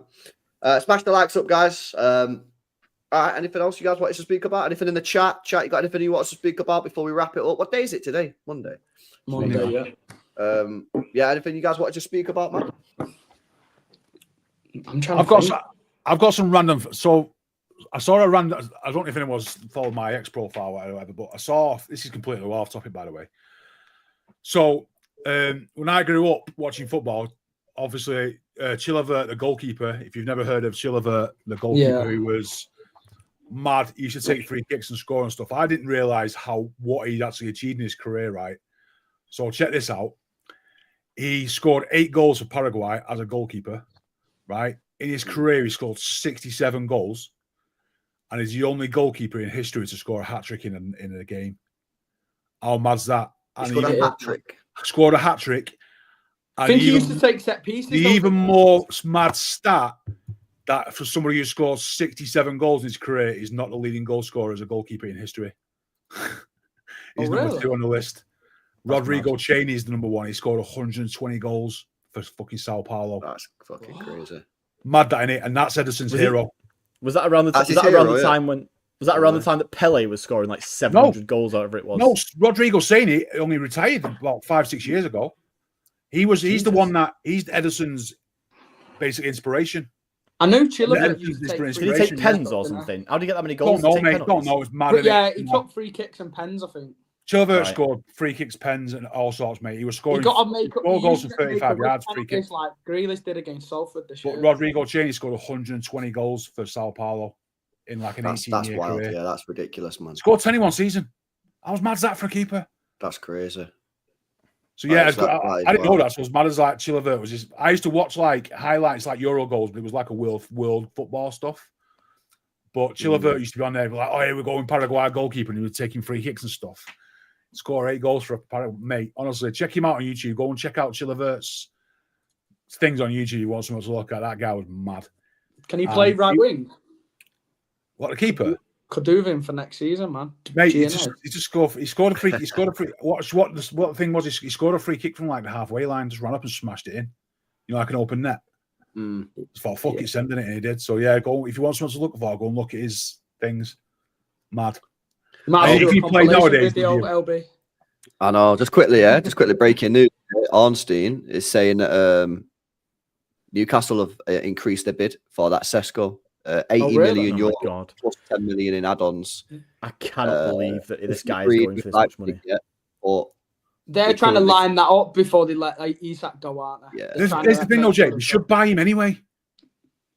They should buy him. They can't afford it, though. Newcastle are that scared now that many people have turned them down. They want to have a dead cert already coming to the club before they let Isak go. They've been turned down that many times. They should be buying him anyway.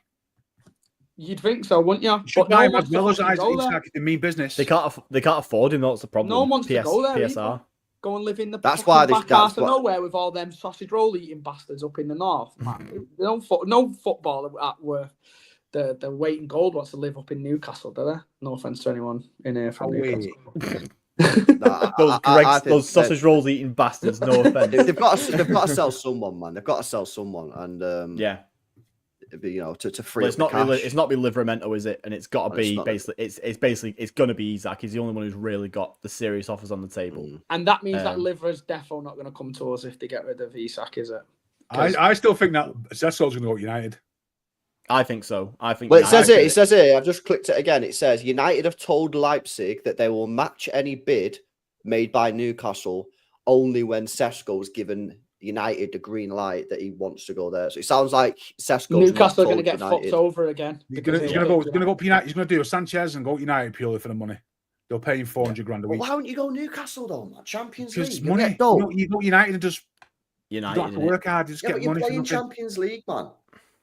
But if you're a United player, if you're a United player, it does so much for you in terms of like your like status and like your can't lose by brand going and United. stuff like that. Like you can't being at lose by United going to United now, can you? You can't lose as a player. He's just another Hoyland regen though. If you go United as a player, you can't lose. You go there, you earn a shitload of money, and you're not expected to win anything because everyone knows United are in decline. So your stocks will always be, it wasn't his fault. The club were in a piece of shit. You know what I mean?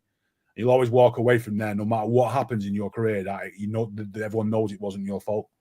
So you don't have to work hard. There's no work ethic. Amarim will be sacked, and then he'll have to go back. It's just mad. So he'll go there for the money. It'll be purely down for money, and they'll blame it on the legacy United. But it's all about that money. It's crazy that I think that this guy, like Jay just said there, I think he had 13 goals last season and 14 the year before in the Bundesliga. And like, look, the Bundesliga is an attacking league where it's like easy to get quite a fair few goals. Like the Bundesliga tax is like a thing people say. More in half TK's only scored like 20 goals or something in his whole career or something. He's something mad. Yeah, this is the thing. Like, the striker market is so dead now that people are sort of looking at 13, 14 goals a season and going, "You're worth 80 million." And this is where we're at now. And it's just like, I can't. United literally I can't bought believe Hoyland because he was the closest looking thing to Erling Haaland. Genuinely, that's the only reason. Because he scored about 8 goals one day in 30 odd games the season before in Italy, and then they fought big, strong, left-footed, quick striker who looks a bit like Erling Haaland. Let's fucking gamble on this guy, and he's absolute dog shite. Yeah, but do you know what's mad as well, Joe? Yeah, people just go, "Oh, stop being nostalgic." Yeah, some people was arguing with me, trying to tell me that Isak's better than prime Edison Cavani. Yeah, you believe that? Weirdos, mate. Mate, those are people who never watched Edinson Cavani at Napoli. Like that before he went to PSG, he was a disgusting player. Bro, he scored over 50 goals in one season at PSG, you know. Yeah, it was sick for PSG, Cavani. And he just got overshadowed by Ibra constantly. Do you remember him at Napoli before he went there? He was fucking sick. He was unbelievable at Napoli. It was fucking unbelievable. Him and Hamsik, innit? Yeah. The standard of strikers is that bad at the minute for number 9s that I genuinely think that the Chris Sutton that left Chelsea because he was absolutely shocking would get in United starting 11. Probably would. Why though? Why is there no strikers out there? Because everyone wants these cut inside merchant wingers, don't they? It's gone from strikers to dying art, man. Yeah, it's gone straight. It's gone from two up front to absolute unit. Number 9s aren't really. It's gone from a Kevin Phillips now Quinn thing, the big man, little man, to a bit of a bully up front, and now it's just cut inside merchants. That's all football is now. It's fucking finesse weird. merchants. That's it. I don't get it, man. So yeah, it's difficult because because you've got that, and then on the other hand, you've got like a Darwin Núñez or something who scores like 20? Did he score like 30 something goals in that year at Benfica before he went to Liverpool? And then he goes to Liverpool and he's just shit. He couldn't hit a donkey's ass or Banjo, could he? I think with the number of strikers that are actually genuinely proven at like a top level, who are actually then open to leaving whatever club it is they're at, is just like it's non-existent. Like we got so ridiculously lucky with having Haaland and Alvarez in the same team at one time, and I just don't think that. Every club in the Premier League apart from us would gladly pay 100 mil for Alvarez if he was available. Let's be real. Look at Liam Delat, right? Let's be honest. What is he? 21, and he's had half a decent season. I think he's at 22. This is why they're all overpriced because he's gone for 50 million quid. Yeah. Go back 10 years. He's never played. He's playing for a championship team. Let's be real. No, yeah. He's playing for a championship team. The only time you see him when he comes up in the Premier League. Connor Wickham. Oh my God. He is though. It's that sort of thing. He's that profile. Yeah, it's that sort of thing.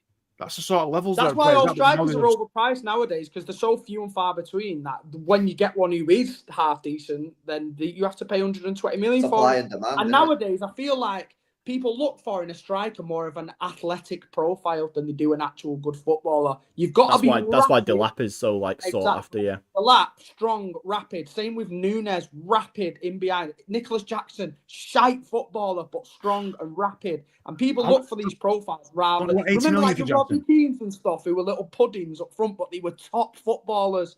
And you just don't see it anymore because they don't fit that athletic profile that clubs are looking for. So yeah, Robbie Keane was a bagsman, man. he was knew how to sick, put mate. the And he was ball. just a little... He was a Tony little Cottee would pudding. die in this day and age. He wouldn't get a game, would he? He'd be playing in. He'd be playing in. Do you know who really Northern Premier. would do you know who wouldn't be seen as like a massive name now? I think this could be a bit of a strong one, but could you see any top club like United did signing a Berbatov now? Like slow, not really like the most Probably like not, hard working, like Probably not very athletic. He was like on the ball, Jacket. probably one of the best strikers there's ever been. But I don't think it. But because he didn't He'd be at have the Fulham. other three things. He'd be at Fulham. Yeah, he'd be He like a played for mid-table Fulham as well, kind of. didn't He'd be one of those players who we'd all look at and go like, "Oh God, why is he not at a big club?" But then obviously no big clubs would seriously consider him because he's If he was he's not available got now, this- Joe, and United had a choice between filling their number 9 role between Berbatov and Chris Wood, you know who they're going for, don't you? It's Chris Wood. the big New Yeah. Zealand guy. Yeah, and that is a timeline that I'm glad I don't live in. It's a dying art, man. Yeah. You just got to be big and fast now.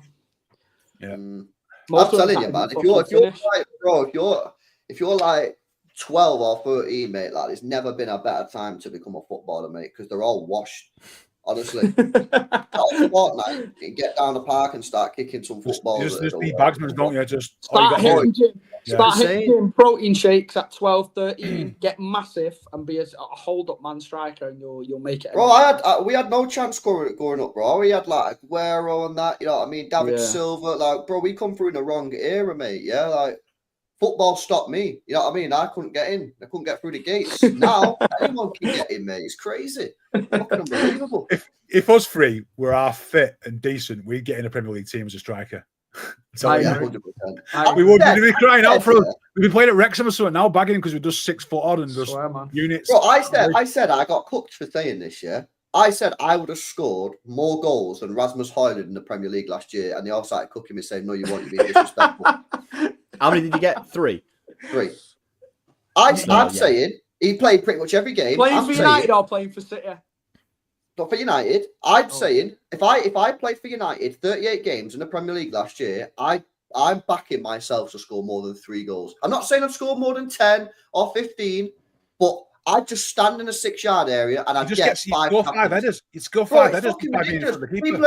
People are going, stop being so disrespectful. No, you wouldn't score more than 3. 3 in 38 matches. Yeah, I fucking would, mate. I just stand in a penalty area and wait for the box. I do what Alan Mate. Shearer said when he said what strikers do when they go off form. They go looking for the ball and that. And he said what he did when he went out of form. He said he just said to himself, I'm out of form. I'm just going to stand in the penalty area and wait for the box to drop at my feet. And eventually, the ball dropped, bang, goal. And that's what I do for 38 games. And you're trying to tell me I wouldn't get more than 3 goals. That's a fucking disgrace, man. I mean, 72 mil fee. you wouldn't be finishing 90 minutes, would you? Be coming on for 5 minutes into the game just as a sympathy sub on your. You know what That's I mean? that. You might get I one still chance, think you could but nick one. I still think you could nick one from a corner, mate. You're tall. Yeah, you could hang around to the back post and a small left back or something, and just a couple of flickings, and he was in there. LB again. Mate, He's fighting now. You'd be like prime Antoine Sibieski with that bald knacker now as well. And LB's got a consolation goal. It's 6-1. Yeah, man, give me 6 months to get like fit and that. Like I can run around and that. And I back myself, get more than 3 goals. And again, I'm not saying I'll score 10. I maybe get 4. Yeah, but I'm backing myself to get 4 in 38 matches, starting every match. I'll get That's that. you just got to score so one every. ridiculous. You just got to score one every 9 games. Like that's Yeah. not. He could score That's 2. not He could score insane. 2 in his first 2 games, and he'd have to just take the rest of the season off. He'd be fine. Just Yeah. chill. Exactly, it's fucking Couple crazy, of penalties, man. and you've cracked it, mate. Exactly, it's mad. Yeah, easy light work, that mate. Easy work. One that we always have, one that we always say in work is when you watch like just you now with your current footballing ability, obviously assuming that you know like fit enough to do it. Would you be able to play in the World Cup around the time that Pele did, like legitimately for your club, I'd be the best for player in the your world. country. No Be the chance. best player in the world. No, that's fraudulent. I think I'd be able to play for England back in those days. I think No, I agree. no. They were The stand- so the stand- shit. Alan Ball. the They standard were of the so standard of shit. football, Shocker. They were the so standard shit. of football in the 50s and 60s was dog shit. Like it's you look at No. you look at the No, I'm not Joe. watch some of the goals that Brazil that 70s Brazil team scored, and watch the amount of not defending that everybody in the opposition teams does. They were so shit, man. It was a world where No. no one knew how to slide Nah, tackle or I'm do not having anything. that. It was Not it was having that, mad. mate. I'm not having that. That is a bold statement.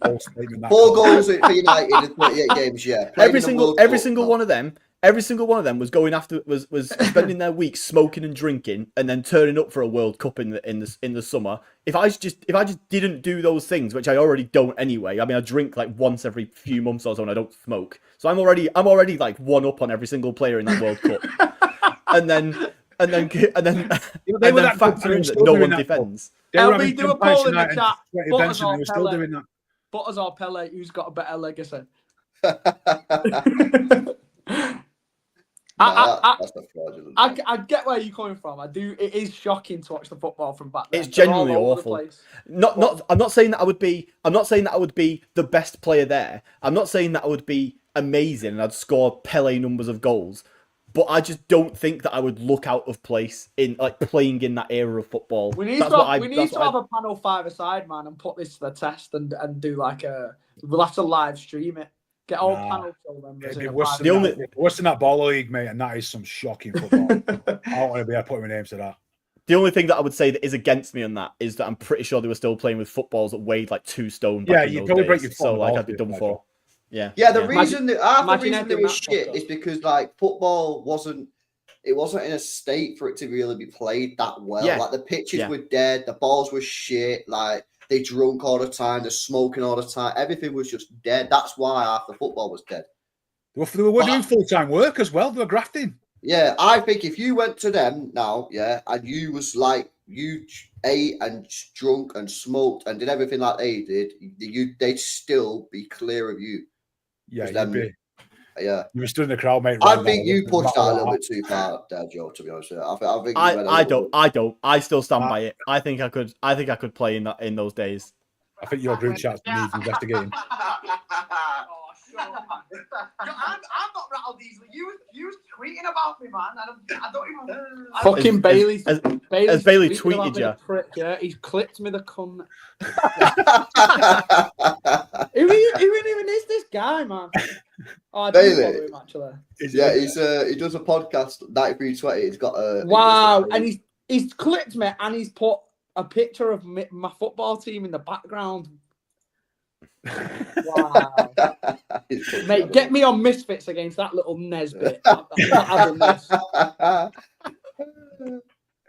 Right. What's he clipped you saying, Jay? What? What's he clipped you saying?